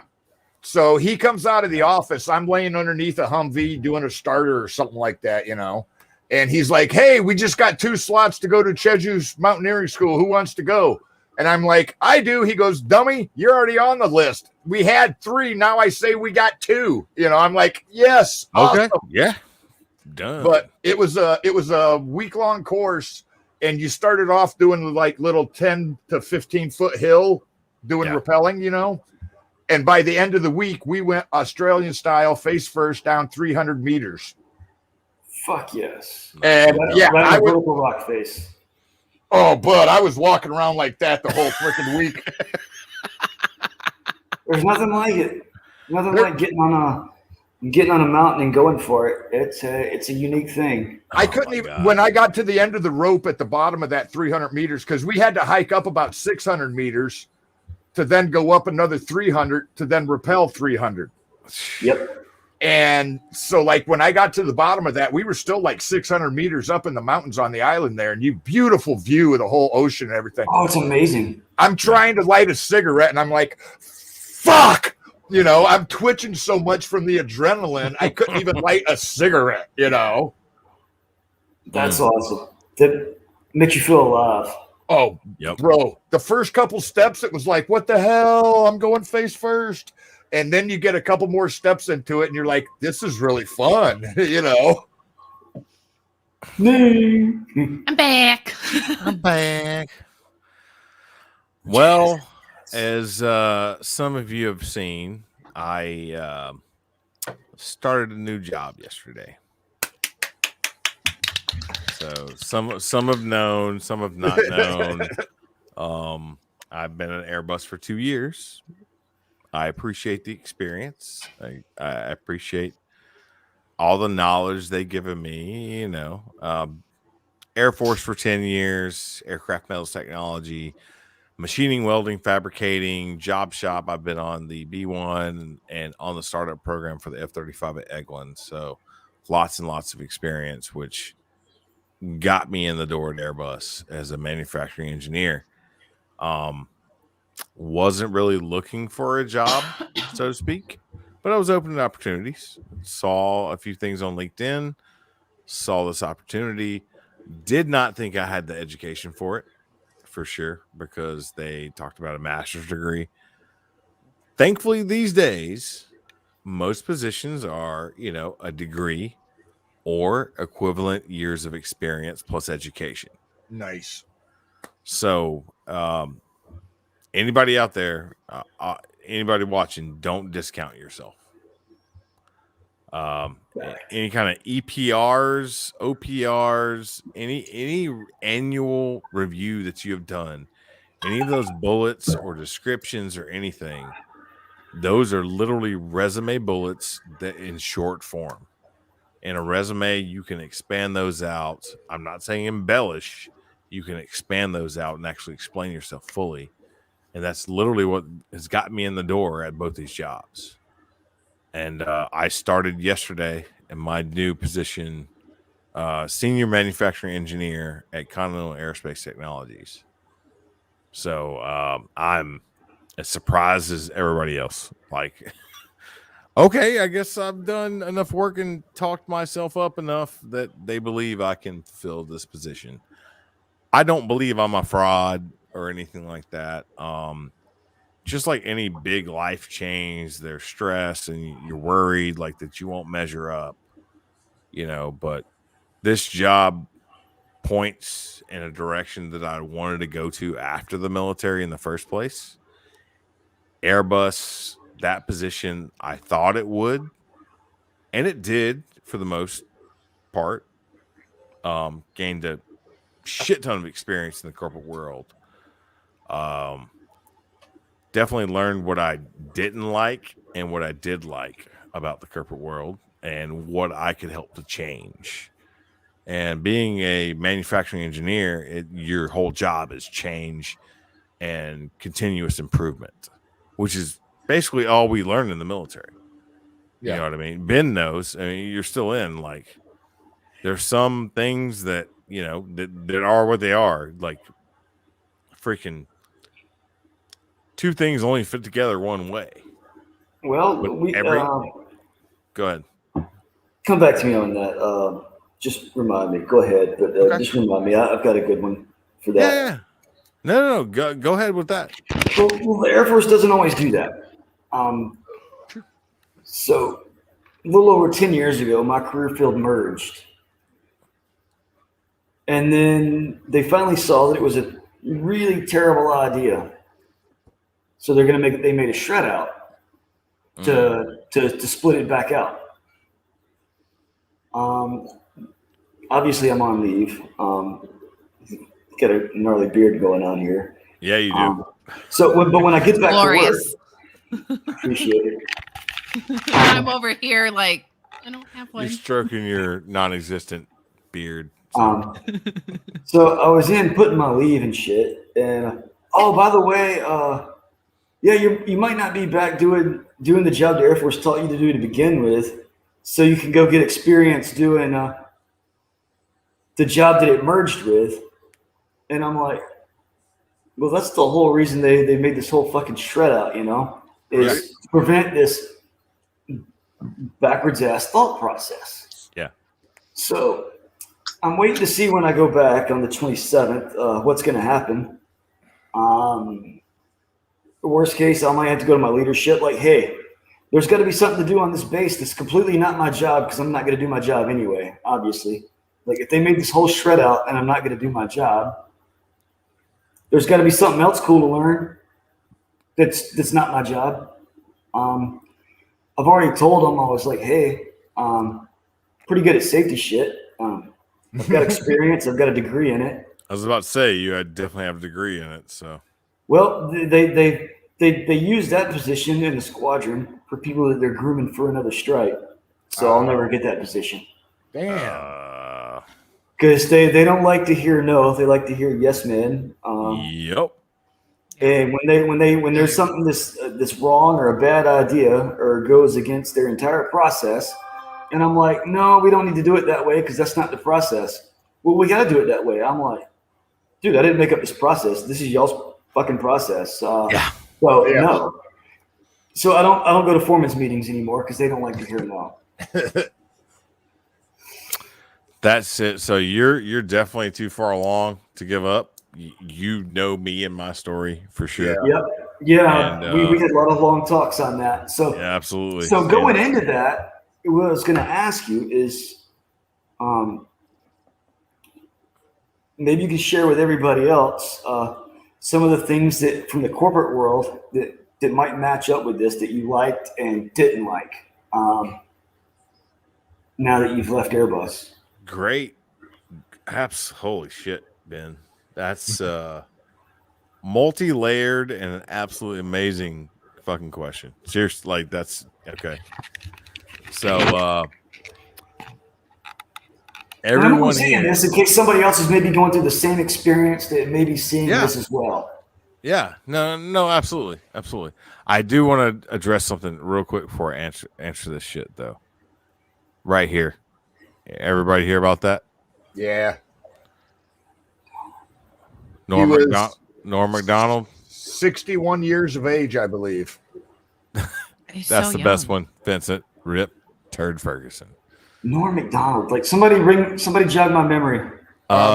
Saturday Night Live. He played Burt Reynolds on Jeopardy. He played a couple of different characters, but Burt was one of his best. Yeah. He Okay. I know you're talking about now. Like I haven't watched Saturday Night Live since I just saw that. high school. Yeah, Turd Ferguson. That was the name that Norm McDonald's character Burt Reynolds gave himself on Jeopardy. So yeah. Sorry, just had to acknowledge that for sure. Actually, one of our sister programs, Full Metal Crayon Eaters, had a comic on not too long ago. Norm Donaldson, I believe. Rodney Norman. Rodney Norman. Yeah, there we go. Thank you. He actually did a show with Norm McDonald not all that long ago. I think that's how I found out. Like Rodney Norman, I saw his page and he said something about Norm McDonald. I'm like, holy crap. I think the full FMCE is actually having Rodney Norman on this week, I think is what they said last week. They said they were going to have Rodney. So he's funny. He's amazing, dude. He was on their show before and he is hilarious. There we go. Yeah. Dude, I was like, I was really jealous, show wise when he came on. I'm like, no. He's a Marine. He needs to stay on that show. Perfect. Love it. Want to watch it. So twinge of jealousy for just a split second. I'm like, all good. Boom. That's like cork twisting right there. I was like, twisting, baby. I'm like, I recognize that noise. Is that Talisker? No, this No, is brought to you by That's my boy right there. So nice. this is the guy that Porch Night Memories. Nice. that's the guy that got me drinking scotch right there. As disgusting as it was in the beginning, sitting out on the front porch in Turkey on a nice 70-degree night, low humidity. Oh, that was the good nights. Yeah, two fingers of scotch and a good cigar. Oh, that Watch sounds amazing. no mosquitoes. See, me and Audie did that when we were pulling out of Kuwait. We were back in Doha, Qatar, I guess, and we were sitting in after chow. They built these amazing gazebo things out in front of our freaking building, which was basically just a big ass garage that they stored things in, and like, here, have bunk beds. Yeah. You know, we got like 60-foot ceilings, and we've got chain link fence dividing our bed areas, you know. What they call that then? Was it like Camp Snoopy, or what the fuck was the name of it? Man, I was there so long ago, we didn't even have a name for it, bro. Okay. Or was it like Camp Saddle? Because I know they named one of those spots after the first guy that died there. Yeah. Oh, okay. But so after chow, me and Audie, and because Kuwait didn't have the embargo against Cuba, we would get like these near beers because Kuwait was, non-alcoholic country. Yeah, So dry country. We're sitting in these gazebos, drinking a near beer, smoking Cuban cigars, going, this ain't too bad. Yeah.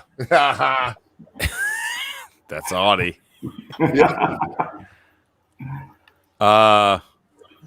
Mr. Dom, what's going on, brother? He was a maintenance tech at the very beginning of the A220 program when I was there. Hey, brother, I'm not there anymore. I'm another place. Glad you are too as well. So we all recognize the cork sound. I don't always drink trash alcohol. Oh, you're good. You're good. I will. Do I need to like Amazon you some like good whiskey or something? Let her get a new address real quick. Yeah. Well, I need a new address. Dude, Well, can you Amazon liquor in the States yet? I'm not sure. No. Oh, sure. 'cause, like I don't even go to the liquor store on base anymore. I just Amazon like I know. whatever the fuck I want. It's way better selection. Audie, I know it was from 20 minutes ago, but the Fitbit. situation, and I saw it, so it got bloop popped up. It was Ding perfect. ding ding ding. Yeah. So, on the whole, and this is kind of what the show's about, transitioning from the military, whether it be what you do for hobbies, or if you're going to start your own business, or going into the corporate world, or whatever you're doing, man. I've kind of done it twice over now, I'm not gonna badmouth my former employee regardless of what happened. Yes, I've had some bad times there. I've had some absolutely amazing times there though as well. Like it was just phenomenal. Like I was able to affect change. I was able to change people's attitudes and impart some structure in certain things. And coming from being a tech sergeant in the Air Force, you don't make tech sergeant that easily in the Air Force. If you're a scumbag, if you're a shitbag, if you don't know your craft, if you don't know at least a bit about leadership, you're not going to make tech sergeant. You know what I mean? I'm not saying that everybody that doesn't make tech sergeant's a shitty person. Sometimes the rank is just not for you. You're in that position, and that's fine. And if I'd never make tech sergeant, I would have been fine with it. Boots on the ground, hands on the machine, get my hands dirty. Let's go. But given I did make the rank and I got in certain positions in Turkey, and Ben knows the positions I was in. I went there for a farewell tour, right? I was like, okay, almost 10 years in. What are you laughing at, Si? Son of a bitch. Ben knows the positions I was in. Boom, boom. Oh, it does. I mean, we knew each other. All right, yeah. I got you. You got me. I mean, Mostly That was a in good the one. That was a good one. mostly in the right side sleeping position in my hammock, like because it was literally just like, bro, we're gonna sit on your porch and drink till we fall asleep. I can't say shit. You would end up in the hammock, and I would die in the lawn chair. I can't say Yeah. shit. True. 6. True. Yeah. Oh, E levels. E6. Yeah. Yeah. E6. Sorry.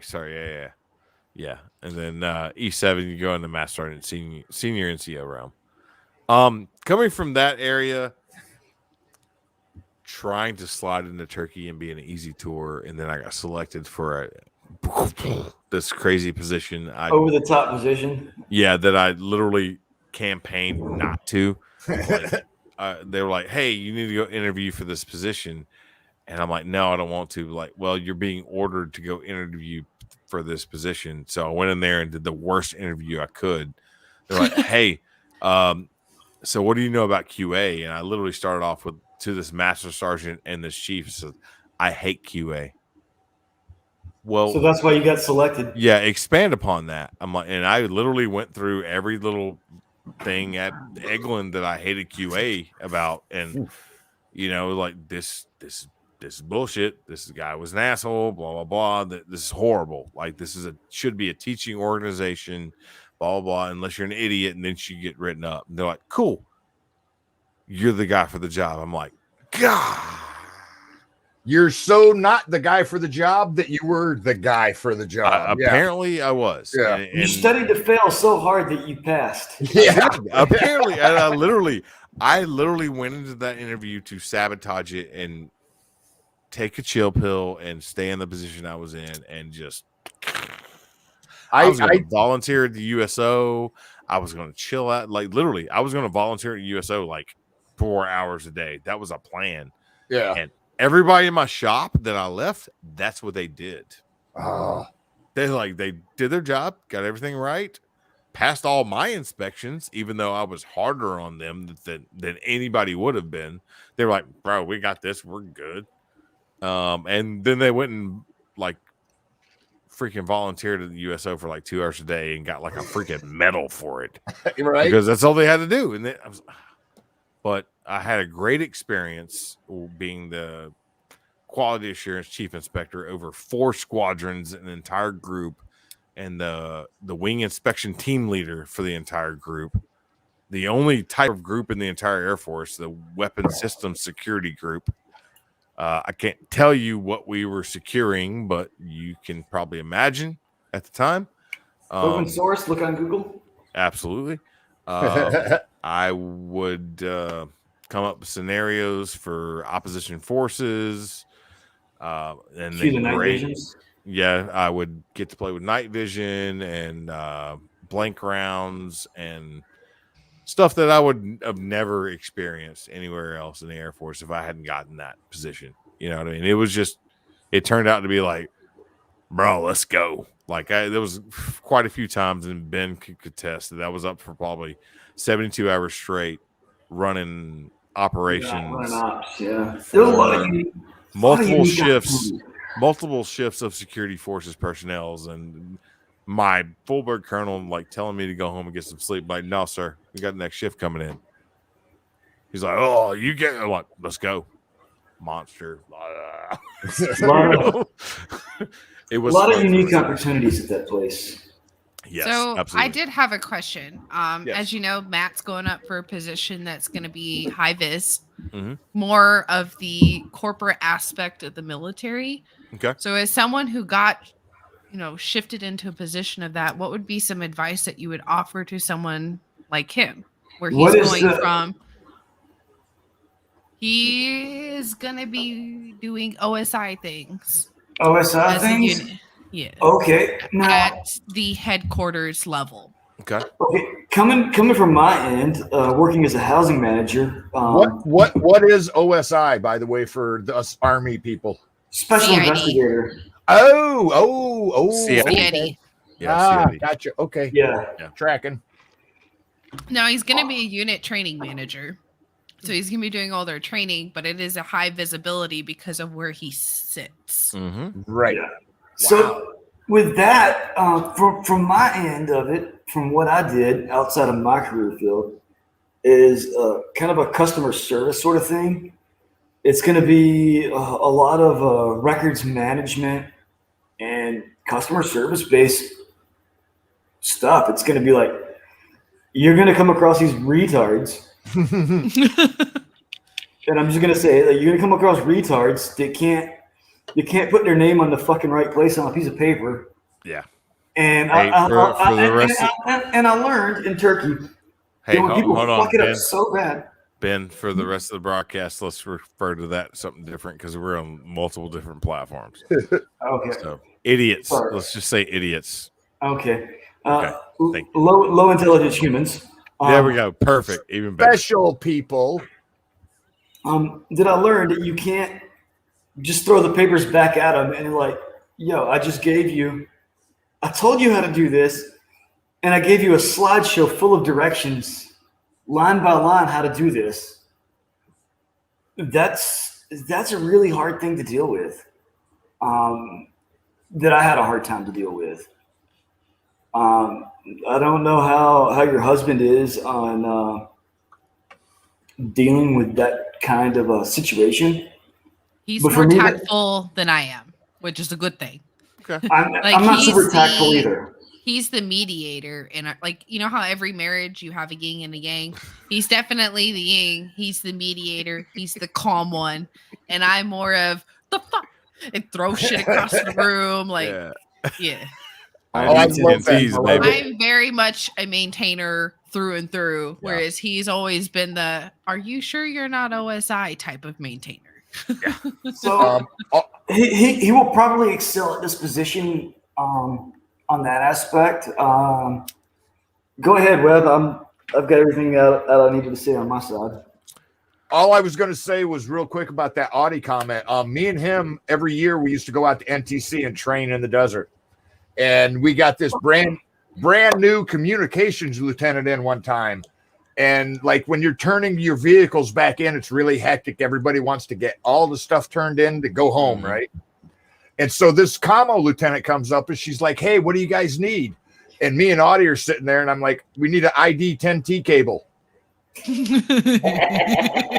She writes it down, no joke, literally turns around, takes like 2 steps and turns around and looks at us. And me and Audie are just dying laughing. And like 9 other guys have seen this and they're dying. She just walks off. You tell them their tires low. You need a can of PEPSI. Oh. I was watching some poor private right out of AIT, and we had a GSA command inspection. And so the post sergeant major was walking by, and this guy was the new battalion sergeant major driver, little E2 skeeter wing. And the sergeant major post stopped and goes, "Hey, where's your spare tire?" And the driver sat there for a second. It was like, "In the conics," on a Humvee with run flats. You know, it's like, nice. Good job. Good job. Well, then he points at the fuel can fueler, and we all know what I'm referring to.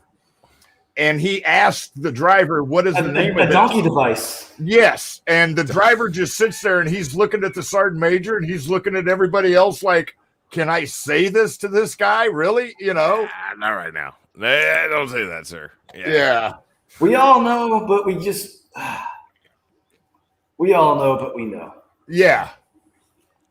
If he's going into more of a training style position where he's going to be presenting more and more and more, UTM, unit training manager.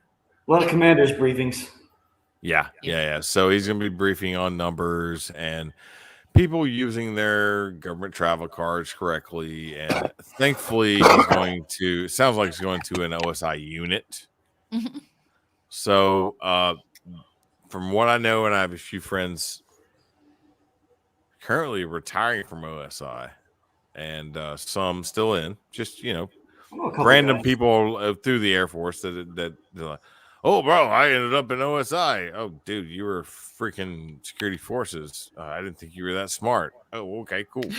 You never know. Not really, I knew they were that smart, but it was like, oh, excellent, great job. Maybe the Air Force lowered their standards.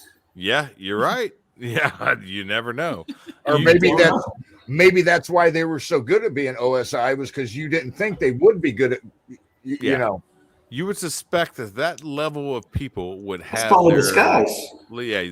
they would have their poop in a group. You know what I mean? So the standard, in my eyes, would be kind of raised. You know what I mean? I'm not familiar with everything that a UTM would have to do in the OSI unit. Obviously, he's probably gonna have TS clearance if he doesn't have it already, and compartmentalized and a few other things. So to be able to deploy these people from Quantico to different places. On that point, from Quantico, they might be attached to other units going out in a mixed intelligence gathering unit. But- From CID, FBI, NSA, you're from there. You're probably going to have. Don't quote me on this, but I would suspect that they're going to gather a lot of people from a lot of different government organizations, DoD foundations, everything, and they're going to send them out from that area. It's going to be all kinds of alphabets going in one big group. Boom. And so stay professional, stay polite. If people get out of line, put it that way, those type of people will be held accountable most of the time. Because if in most of their duties, if they're not, people die. You said duty. Yeah, 100%. Yeah, 100% stay professional. But at the end of the day, is UTM, that job is going to be checking boxes. You're going to look at is this person qualified? Did they finish their upgrade training? You're going to be looking at just records and nope, they need to come in and get certified on this, or they need to prove they're certified. It's going to be a lot of record management, but due to that position, it's just professionality and can you manage records is what it sounds like. Yeah. Records disposition. Don't throw away anything before the schedule. Dig into the AFIs if that's what they're going by. That's the big thing. AFIs. Well, he might be Air Force, but it depends on the unit he's designated to and the people that he's managing as far as the UTM. He might be governed by DoD standards as a general guideline. So, whatever standards it's required. Yeah. He'll have a higher level of whatever outside AFIs, more than likely if he's dealing with any like NSA and CIA. You get all of those alphabet things. Who knows? And definitely, whoever's replacing him, whoever he's replacing, is hopefully he shouldn't be a shit. He or she should not be a shitbag if they were in that position, for sure. It should be a good turnover log, turnover booklet. And there's literally, and that's what I love about this new job I'm in, that there's literally an AFI or some type of guidance for everything. As long as he follows that guidance and scales it appropriately for how many personnel he has in his purview, should be golden. Matt will be fine. He's a good person. He's a good airman. Yeah. He'll be gold. And Jen will kick his ass if he's not. So now, if he comes home and you ask if he comes home and you ask him how his day was, he's like, I can't talk about it. Then you might want to start watching some more National Geographic channels on UFOs and stuff. The reality is, my husband. This is gonna sound mean. I ask my husband how his day is, and I kind of tune out and I just let him vent because I don't understand half of it. Because I can't. I mean, I can relate to the military aspect of it. But ultimately, I turned wrenches, and he used to turn wrenches, and now he pushes paperwork. I can't relate to that. I've never had to do that. So I kind of tune out. I let him vent. And then when something pings my brain, like, he's resorting to video games more, or he's running a lot more, like his normal behavior changes, then I start to pay attention to like what's going on at work. Yeah. I get it. Like I'm a, manufacturing engineer. My wife's a freaking nursing educator, basically nursing professor. So when we kind of know, we've been together long enough to know not to get in the weeds of our job because neither one of us specialize in any other thing. So we hit the high levels, like what this asshole in the shop is doing or asshole in the office is doing, and blah blah blah, what the drama is, and like how we're overcoming that, and like how we're accomplishing our goals at work, individually, and doing what we need to do. So yeah, I mean, I pay attention enough to be able to come up with excuses to get out of all the spouses events. Nice. Yeah. Are you passing that along to Matt and being like, hey man, my wife's stomach hurts, I can't come tonight? I told them that if he's going to sign me up for something, that he needs to give them my cell phone number directly, and I'll tell them to fuck off. Like I'll be the mean one. I'll be the mean one. Like if it's making cookies for the single airmen in the dorms, I got you. Let's roll out. But if it's organizing an AFRC meeting for the spouses, kick rocks. I don't want to deal with them. And like, thank you. You know what's great about that? They'll only try it like 2 times, and then they'll be like, "Oh yeah, don't call his wife." Why? Trust me, don't call his wife. Yeah, dude, I like that, Uncle Zeph. Like it's so many times, like even in the airports, they'll say, "Oh, family, this, that, and the other." Yep. Those motherfuckers don't care. They're trying to check a box. Your family is your close circle. Yep. Oh, I got fucked over. I had to shovel driveways of snow for deployed spouses so their spouse was deployed, and I had to shovel their driveway on weekend duty. They couldn't shovel their own shit. Exactly. Like, I'm not here for that. But if that's what I said. Like if she needs me to organize airmen or Marines to shovel their driveway, she can kiss my ass, and I'm just gonna laugh at her. Right. But if it's taking care of the airmen in the dorms or the Marine Corps in the barracks, or something for the boots on ground, I'm there for that. But if it's to handhold a spouse's hand because boo-hoo, my husband's deployed, I cannot be that person. Yeah. And I know that I can't. So I would rather people in the back. And I would rather be upfront about that. Be like, I'm not the spouse for this. I don't care what my husband's rank is. Just because my husband holds this title and this rank does not mean that I am attached at the hip, and I am because once my husband reaches a certain rank, there's that expectation of the spouse. Yeah, I'm not there for that. Yeah, my husband is in the military. Dude, I did my time. I'm pointing and I'm like, yeah, that's what I want to say right here. And that is probably the biggest thing because Matthew gets pressured. Girl.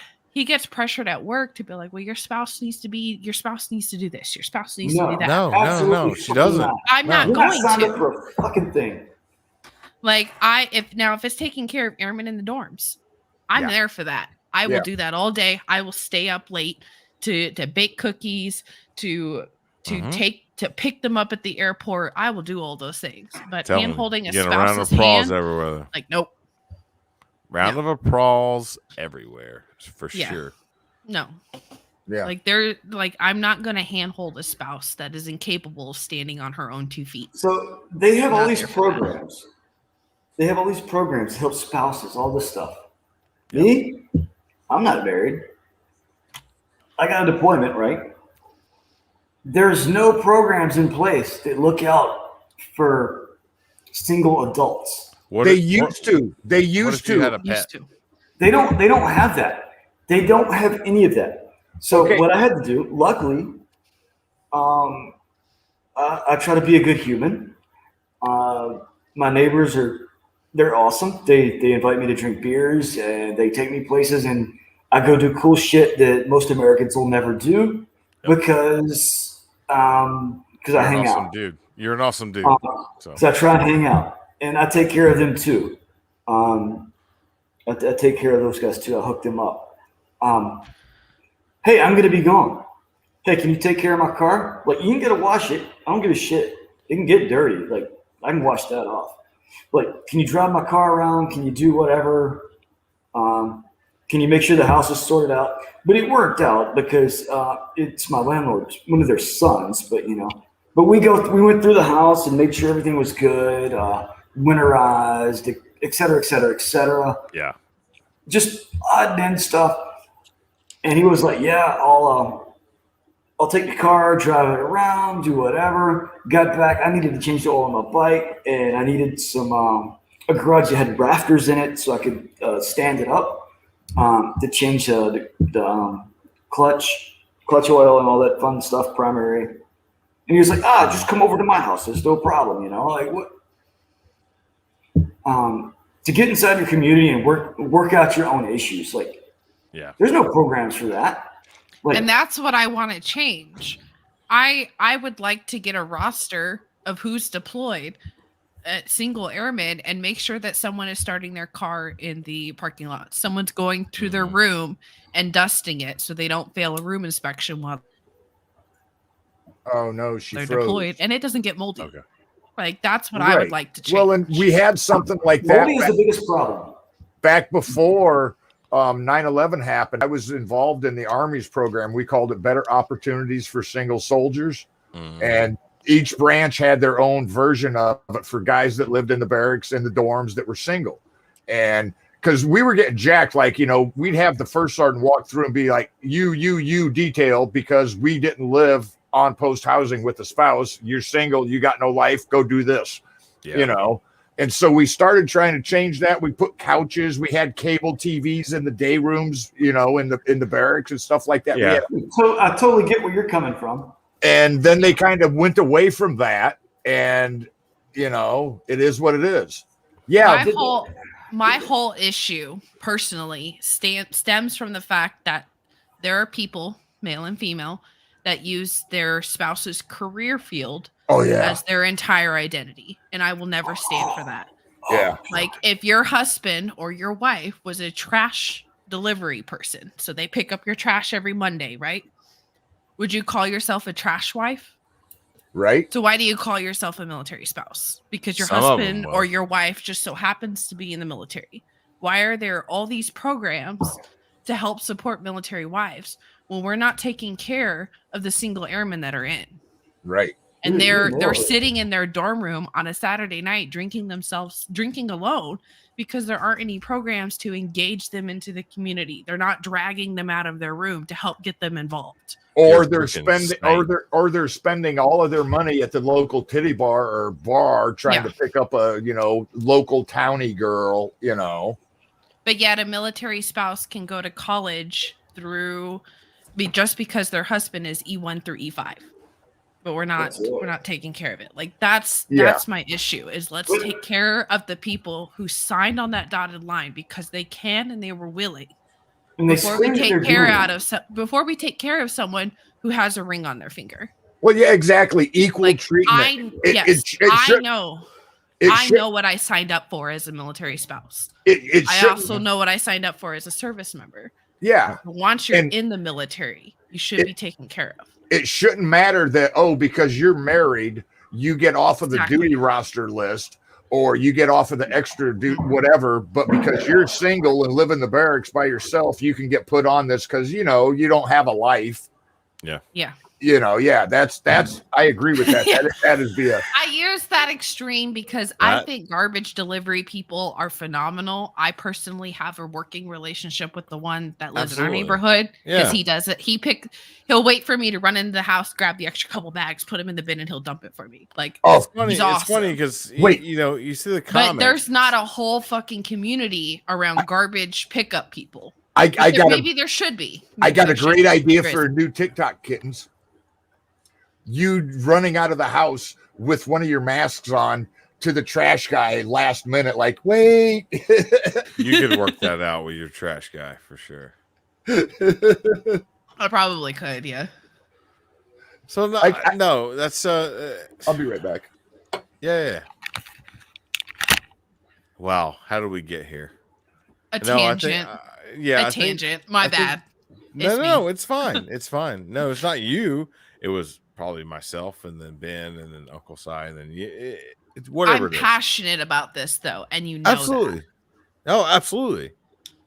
We need to do an entire show about it. Yes. Well, I have a working Airman. idea list of like top 10 pet peeves of a veteran. So like Let's get I got together ideas. on that.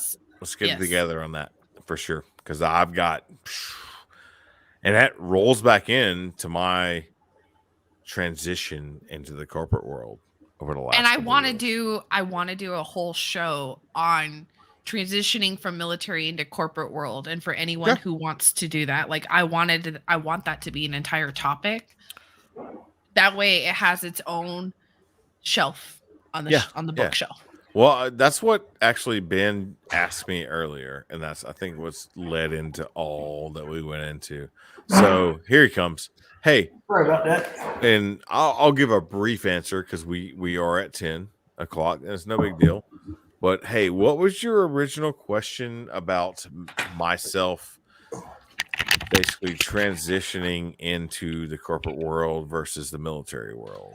How things have changed, and but mostly for people that are transitioning out, what did you like and what really you didn't like about the corporate world, and lessons learned? Okay. Like a quick hot wash kind of thing. So a hot wash, yeah, I can do that. And we are actually, me and Cuddling Kittens were just talking about that. This actually might need to be more of a special edition episode about certain topics. Maybe it should, because I'm not trying to open a can of worms. No. That sounds like a good topic that a lot of people are interested in. Absolutely. And I mean, I've been doing it for 2 years. Maybe I'm not the best role model. I'm sure I'm definitely not the best role model for sure. Well, same here, but I mean, I'll be transitioning in 2.5 years or so. I know you will. I know. You're curious, and I'm sure we'll talk offline for sure. No, I'll give this little quip, just and to be concise. When I left the military, I was an E6, a tech sergeant, which is one of the hardest ranks in the Air Force to achieve. After that, you dot your I's, cross your T's, do a couple things. You're gonna make master, man. I mean, if you got to that point, if you're not a shitbag, you're gonna make master. If you're a master, you can stay there if you want to. You can retire as a master. If you really want to succeed, you can do a couple things to make senior. But getting from staff to tech is a pretty big jump, actually, when it comes from technician to leader. That's the biggest jump. Technician, executing your job the way it's supposed to be executed and making sure those aircraft take off, those bombs get delivered, those paychecks get delivered, no matter where you are in the Air Force, no matter what you do. But when you transition into a tech sergeant, it's something weird. You're in that no man's land between, I got a couple, subordinates. I'll write their EPRs and that'll be good. It's like go be in charge, but still go do work. Yeah. And then you get a tech sergeant, and you're like, I got these 5 staff sergeants that have 3 senior airmen each, depending on the shop you're in. And literally, I'm over this entire section, blah, blah, blah. The biggest thing in the Air Force, though, as shitty as most people think it is when they get out, and I did kind of like, man, they don't know what they're doing on certain occasions, blah, blah. Oh my gosh. I got to my first civilian job after getting out of the Air Force. Oh, bro. And I sat down. I'm like, man, I got this title. I got this access. I'm like, cool. Where's my instruction? Where's my documentation? Where's my technical orders to do what I need to do? Yeah. on what I need to do. Oh, we don't run by those. So there's no guidance. What do you mean you don't run by guidance or standard operation procedures or general policy statements? What do you mean? Oh, you can find them, but they're online somewhere. We don't know where they are. So we're just gonna do this. What? Stop. Willy-nilly. Hold on. Stop. Hold on a second. You guys, hold on. You're doing all this, but with no standard guidance. No. Oh, we have workbooks for the production guys. Sometimes they follow them. Sometimes they don't. If there's a non-conformance report, then they don't follow them. But then when it's done, they do follow them. And I'm like, whoa, hold on a second. What are you guys doing? You're building passenger aircraft, and let me preface this. I'm not downplaying by any means my former employer.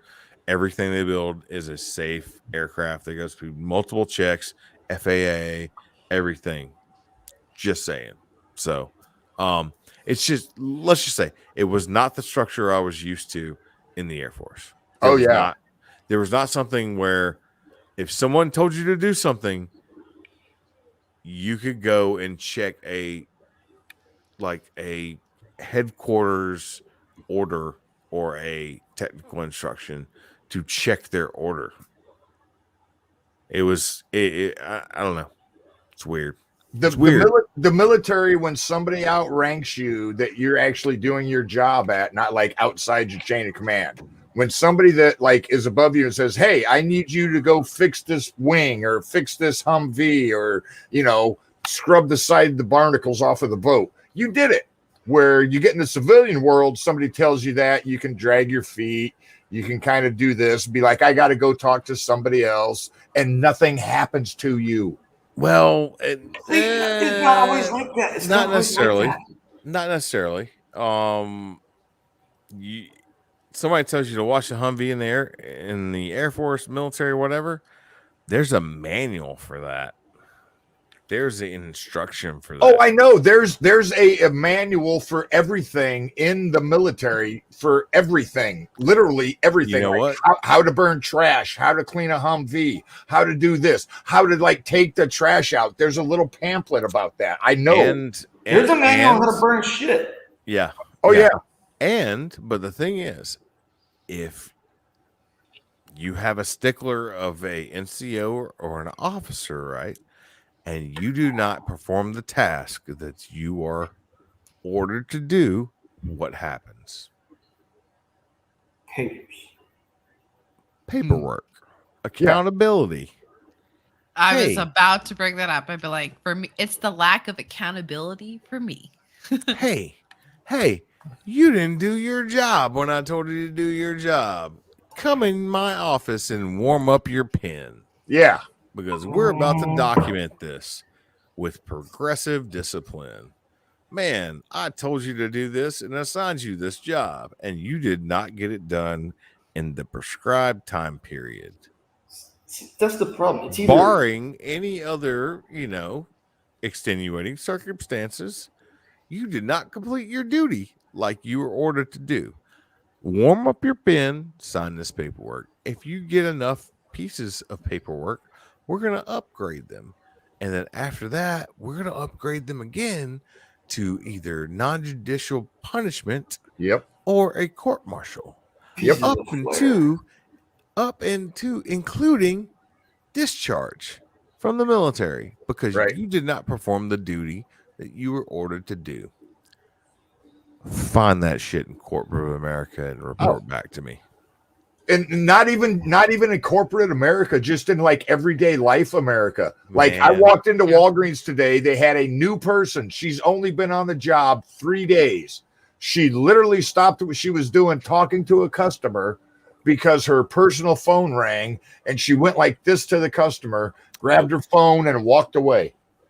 Wow. Wow. That, yeah. No, I get that. Freaking...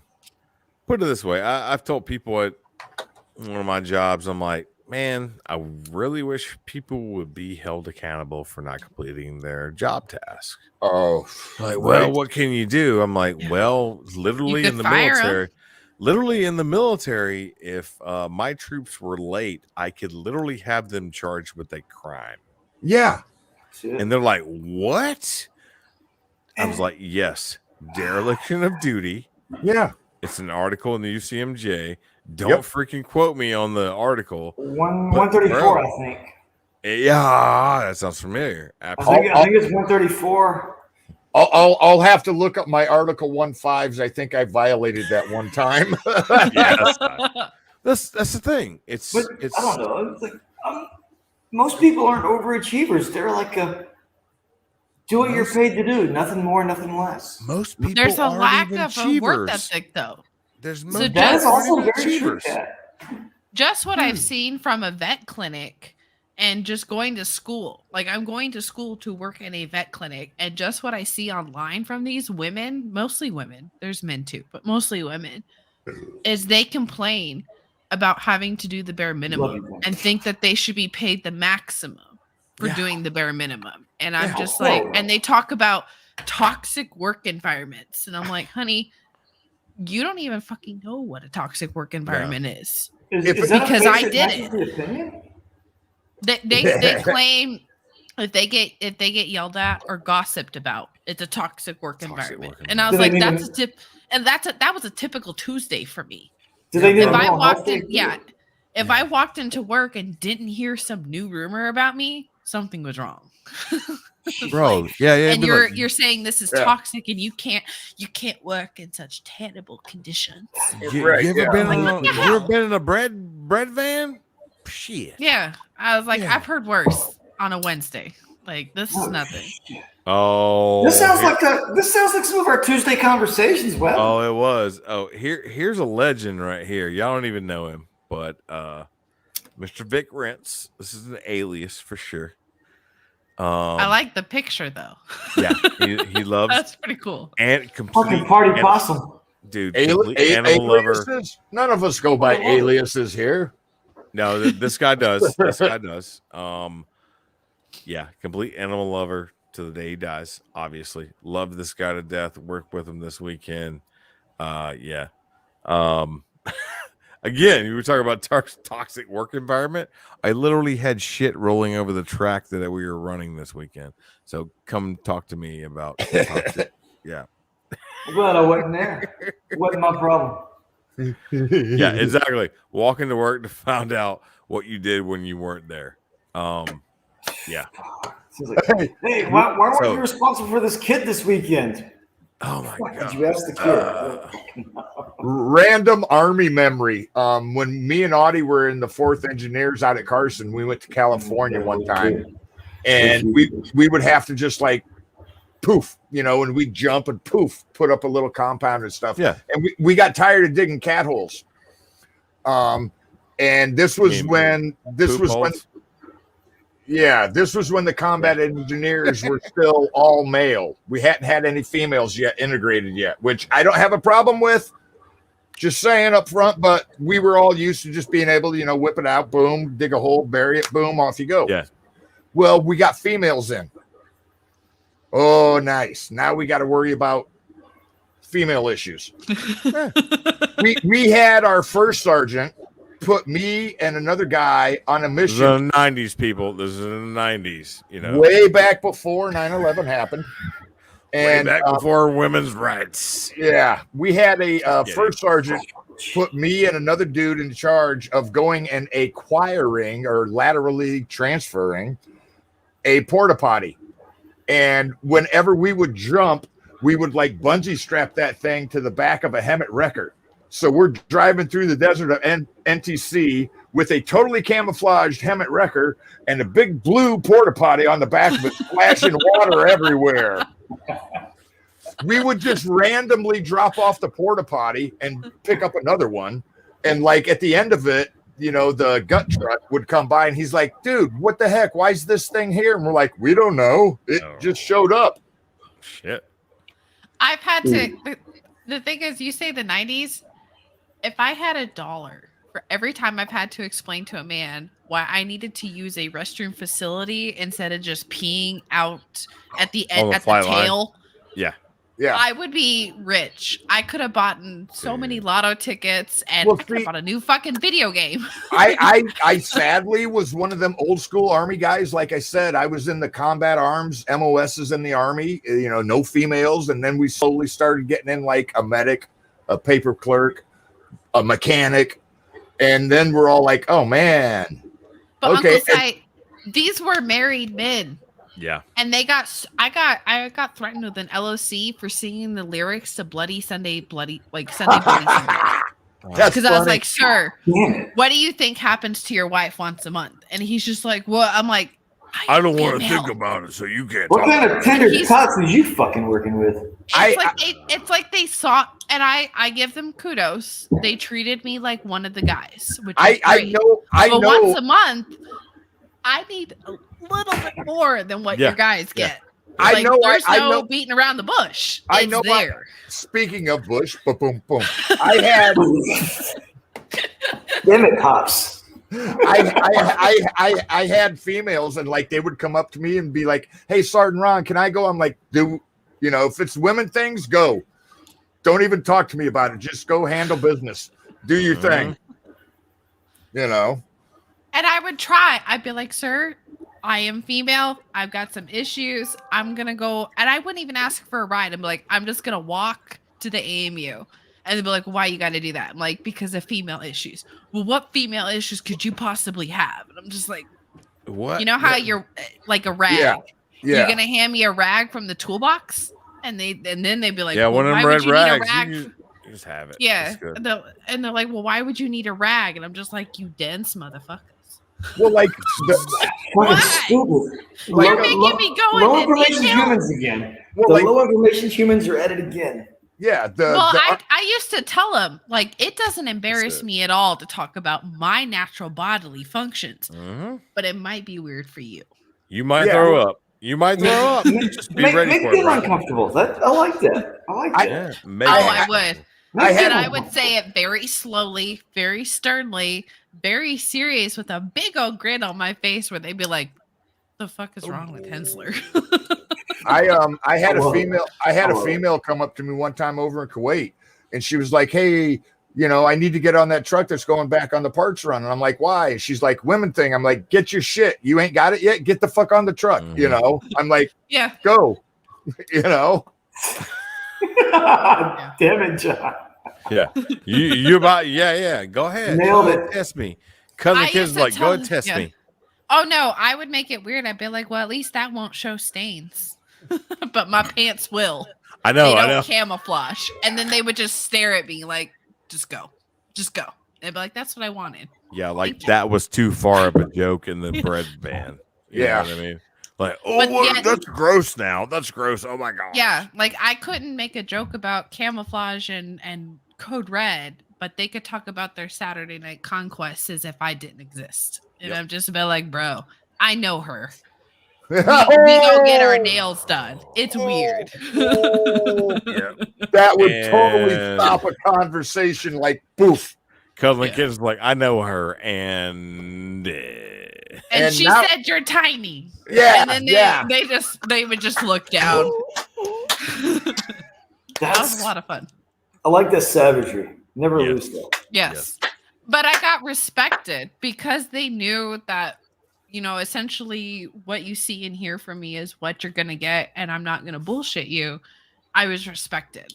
Oh, That's So, the best thing in the I world. would Like, come never in- pull a punch. Yeah. I'd come in on a Tuesday and there would be rumors about me because little men or little boys are going to talk like little boys. oh But yeah, the men of the unit would be like, bro, I know her. She's going to whoop your ass. yeah. Fuck yeah. We had a Dude, that female- reminds me so much of Heidi and Amber. yes, exactly. We had Tracy. we had a little group in Turkey, like Yeah, we had a a group of friends that Really close. were no bullshit. No, we didn't take shit off anybody. They And, were you know, savages. like, oh, Dude, they're like, screwing these each girls other. were They're screwing each so other bad. back and forth. We're like, bro, half of us are married or have relationships, and the other half aren't. And we just like to drink and cook together. Like we're just chilling, Yeah. and you guys are spreading all the STTs around base. Right. Oh, we- I thought it was hilarious. So my now husband was a crew chief, and we had Mhm. been together for almost a year before we deployed together, and we had hid it from the unit, and all of our close friends knew. Well, within a week of being deployed, apparently I had slept with all the boys of the unit. Oh, sweet. And this was started by my shift lead Oh, decided that I had slept with all the little boys of the unit. And I was like, You didn't waste nice. any time, did you? Right? I was like, I've had so much action, I can't even find my pants. Like, and just the look on his face, because he thought, and I was just like, do you not Oh realize my I'm God. respected by this unit? And that the men you were talking to are going to tell me. yeah. Right? That's what I said. I Yeah, was like, yeah. I flat out told him, Sergeant Howard, were they any good? Because you know more than I do, man. Yeah. There's a lot of small Like- pay energy, John. That's what it sounds like. Yes. Oh, Yes. my But it was a God. lot of honestly, it was a lot of fun to fucking mess with. Yes. Oh, yeah. Absolutely. I got accused of sexual harassment at Fort Carson one time when I was in Cedar Rapids, Iowa. Oh no.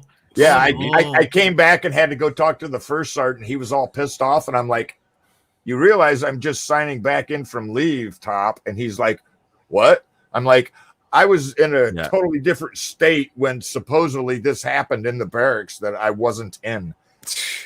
And he's I like, was on leave. "Oh, Yeah. Cool. well, Thanks. let me look into this." And I'm like, "You do that, Top. You do that." And you know, Go do some top shit because I'm out. yeah. I was like, go get bullets and beans. We are 24 minutes past the hour, which is We no keep big rolling, deal. Like I'm having fun. I haven't done this in a long. I've never done this before. I know. That's what What are she you said. doing? That's what What are she you- said. You're gonna Yes. stay up later a little bit, a couple more times, brother. It's Yeah. been a What are great you show. doing next Tuesday? Well, my friend's coming down from the Netherlands that I met in the Black Forest. Oh, nice. So she's coming in Saturday. Ooh. Fuck. I think next Saturday is the 18th. Yeah, she's coming in on the 18th in the evening. And then, well, since our government is so wonderful and grand and our commander in chief's a senile fucking moron. The views, opinions, and comments expressed on Scramjet are not those of the Veterans Anonymous Network. No, these are Or all the my views. union? Yeah. These are all my views. And,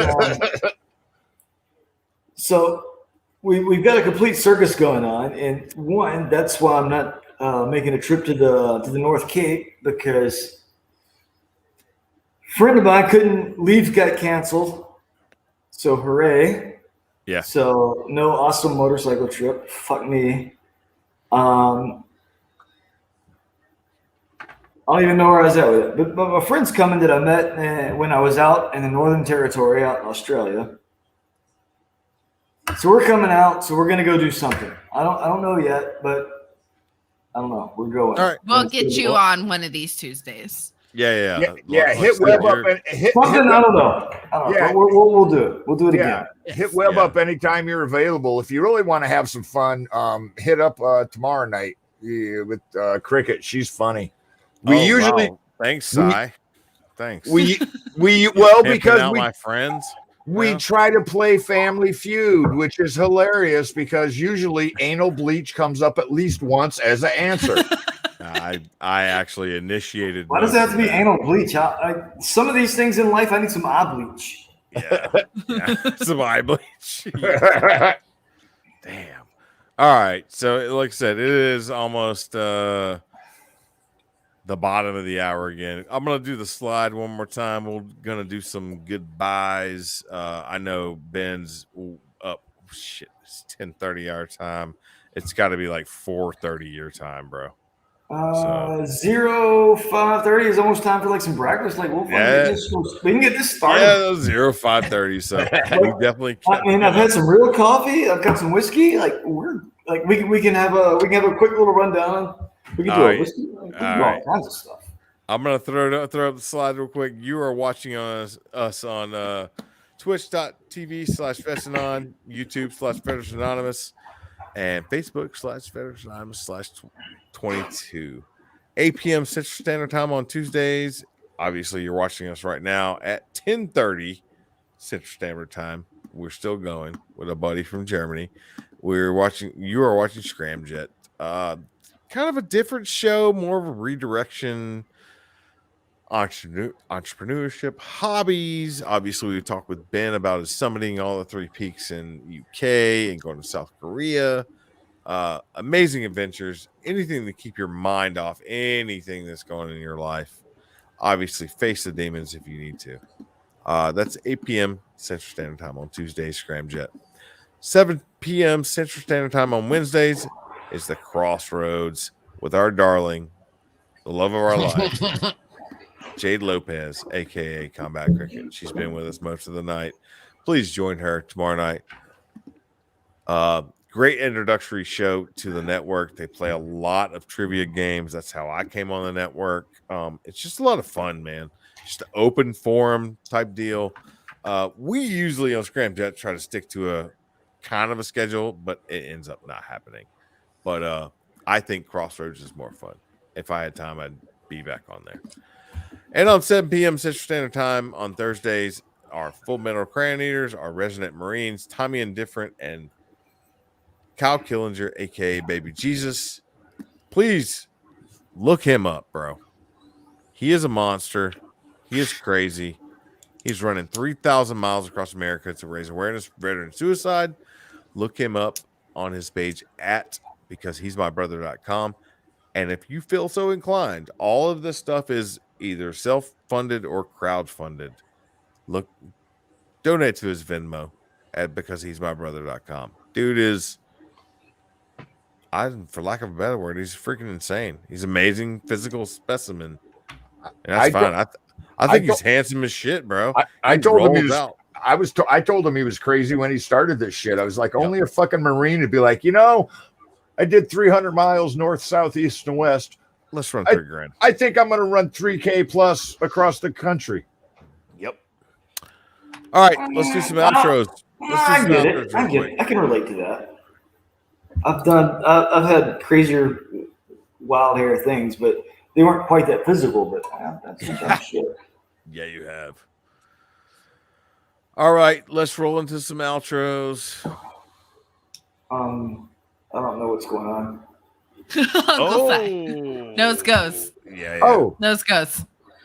Uncle Si, my same message as always. Reach out. But hey, if you reach out to somebody and they don't answer, they might be reaching out. So keep reaching out. Just because that first, second, third, fifth, 20th person doesn't pick up, keep reaching out. You're going to click with somebody and it's going to be great when it happens. And that's all you need. That's what we're doing tonight. Like, I click with all of these guys. Even with Ben tonight, I could tell it was one of those things you just know, you click, So Ben has been admiring you from afar for a little bit. He's asked me about you, like, who the fuck is this Uncle Si dude? That's a true story. I've been curiosity has been there for a moment. By beach. But yeah, so just keep reaching out. You're not alone. That's basically what you again, Sarah. I hope I can do this again soon. Yeah, what basically we're trying to show is that you're not alone. There are programs multivaried that can help you. Whether it's fishing, knitting, hiking, drifting, barbecue sauce, motorcycle riding, whatever. There's a program that will fit for you. You just got to keep reaching out and find it. Absolutely. Thanks for listening, everybody. Yep. Okay. Cuddling Kittens. We're going to go in reverse order. FNG can go last if he wants to. All right. So I'm going to mix it up. Usually I say take care of yourself, and I still firmly believe that you need to. I don't care if it's something as simple as sitting on your back porch with a cup of coffee, listening to the crickets chirp, or sewing like I do. You need to do something that recharges your batteries so you can pour into others. But on top of that, if you're military or you're a veteran, I want you to call a buddy. I want you to check on them. Are they taking care of themselves? Are they showering? Are they eating? Are they doing some self-care hobbies? What are they doing to take care of themselves to pour into others? I'm sorry, Sai all. just smelled Sorry, himself. I'm sorry, kittens. Damn it, Uncle Sniffy. He did. He was like, "Am I showering?" I'm telling you, you know things are bad when you're not showering, when you're not eating, when you're not showering. You know things are stinky because they're bad. I will basically parrot the same thing. We're out here.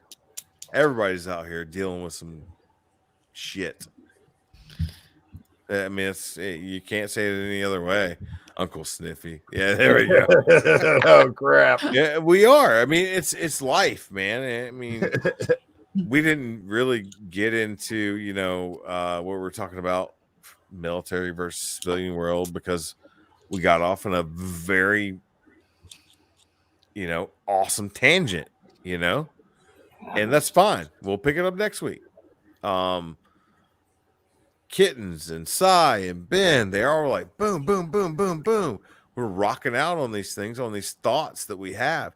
We're releasing our anxieties to you guys and to each other. This is a therapy session for sure. And it's great because we're laughing, we're joking, 3 Air Force and a Continental Soldier. We're doing great, man. Like, it works, it's what we got. It's what we're doing. We're very, very thankful that everybody that joins us. We have a lot of fun. Mr. Caleb, what's going on, brother? Way to show up late, man. Like really late. We're 30 minutes overdue, but it's okay. $1 short. No big deal. But thank you for joining us. We're here. We're gonna try to be here every Tuesday night.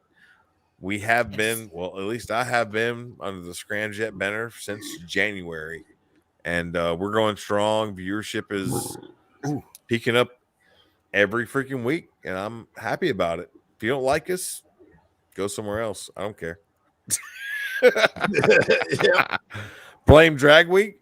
Nah, you can't say that shit, bro. I was in Colonial Separatist. Yeah, you can't say that. I was in LS Fest until 4:00 Sunday, so I'm good. Yeah, and then I started a new job. No excuse. No excuse.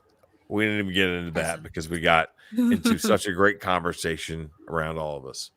So I love you guys. I'm gonna let Mr. Ben Popeye Turner sign us off because he is a great friend of mine and local to me. I still know his brother. Love his mom and dad. Met them both. Great people. Happened to meet this dude in the Middle East. Put it that way.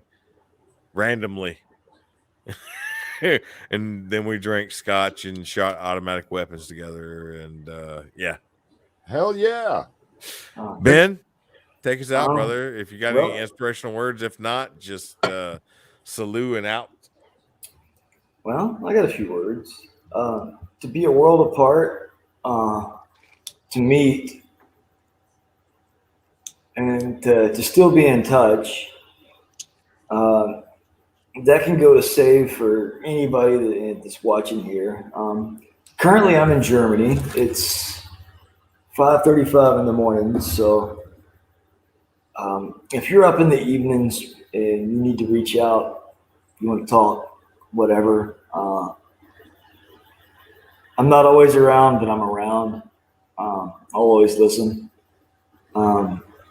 Webb's drugged me through some shit. I've carried a lot of our group through some things. Yep. We all need help at some point. Sometimes. Yes, sir. It can be difficult. First time I've been on here, and it's really nice to connect and be able to share the experiences with other people that can also relate. But also, if you're on this side of the Atlantic and you want to get up and do something, hey, I'm in. You gonna go outside? Let's do it. I'm outside all the way. Love adventure. Life advice is probably not the best for me because you're gonna get the raw, uncharted, unplugged. This is life, and pull no punches. I'm gonna tell you how it is, and you should do the same. And nobody's gonna take care of number one like number one. It's not gonna happen. Nobody's gonna look out for you. Yep. You make your own path in life, and don't be afraid to do that. But at times we all need help. So like we're there. Hit me up. I might not be able to get back to you right away, but I'm there. Yep. This is a great resource we're just popping up right now. As Thanks well. for putting that up there, Sarah. Absolutely. Love each and one of everybody that's commenting, watching on the screen with us, without us. Ben, thank you so much, brother. I can't wait till you come back to March, baby, March. Put it on the calendar. Alabama, and we can chill out. I guess I gotta buy more ammo. Dude, you're not the only one, dude. We still got to find some cheap steel 308, man. There's a belt fed that needs practice. Yeah, there is. For those And of you that I haven't don't got to know, run it yet. Wait, since I've tested it, like we've got to really got to stretch its leg. I know. I've got enough brass, and maybe I can find enough projectiles and powder. I might be able to reload a low power or something. So, yeah, for anybody who doesn't know, the suppressed Uzi that I'm shooting in our intro video is completely Ben. It's all Ben. That's one of his big passions. You Such a guys don't fun even day. know, and it's fun. It's really fun. So Oh. he's drugged me into it. Since starting my new job, maybe I'll have the budget to do a little bit crazier things with that. But We'll get our NFA party feet on. yeah. Like I said, don't come to South Alabama unless you're serious. Is all I got to say. We'll drink whiskey and shoot machine guns. Exactly. You don't want no part of that. Y'all don't even know nothing. All right. We love each and every one of you guys. Please reach out. Plenty of resources out there. Come on, comment on our show. Watch Crossroads tomorrow night with Combat Cricket. Roll on Thursday nights with Baby Jesus and Tommy Indifferent. We are Veterans Anonymous Network. We love you to death. And as soon as I pull up a clip, we are out. Love you guys. Take it easy. Thanks again for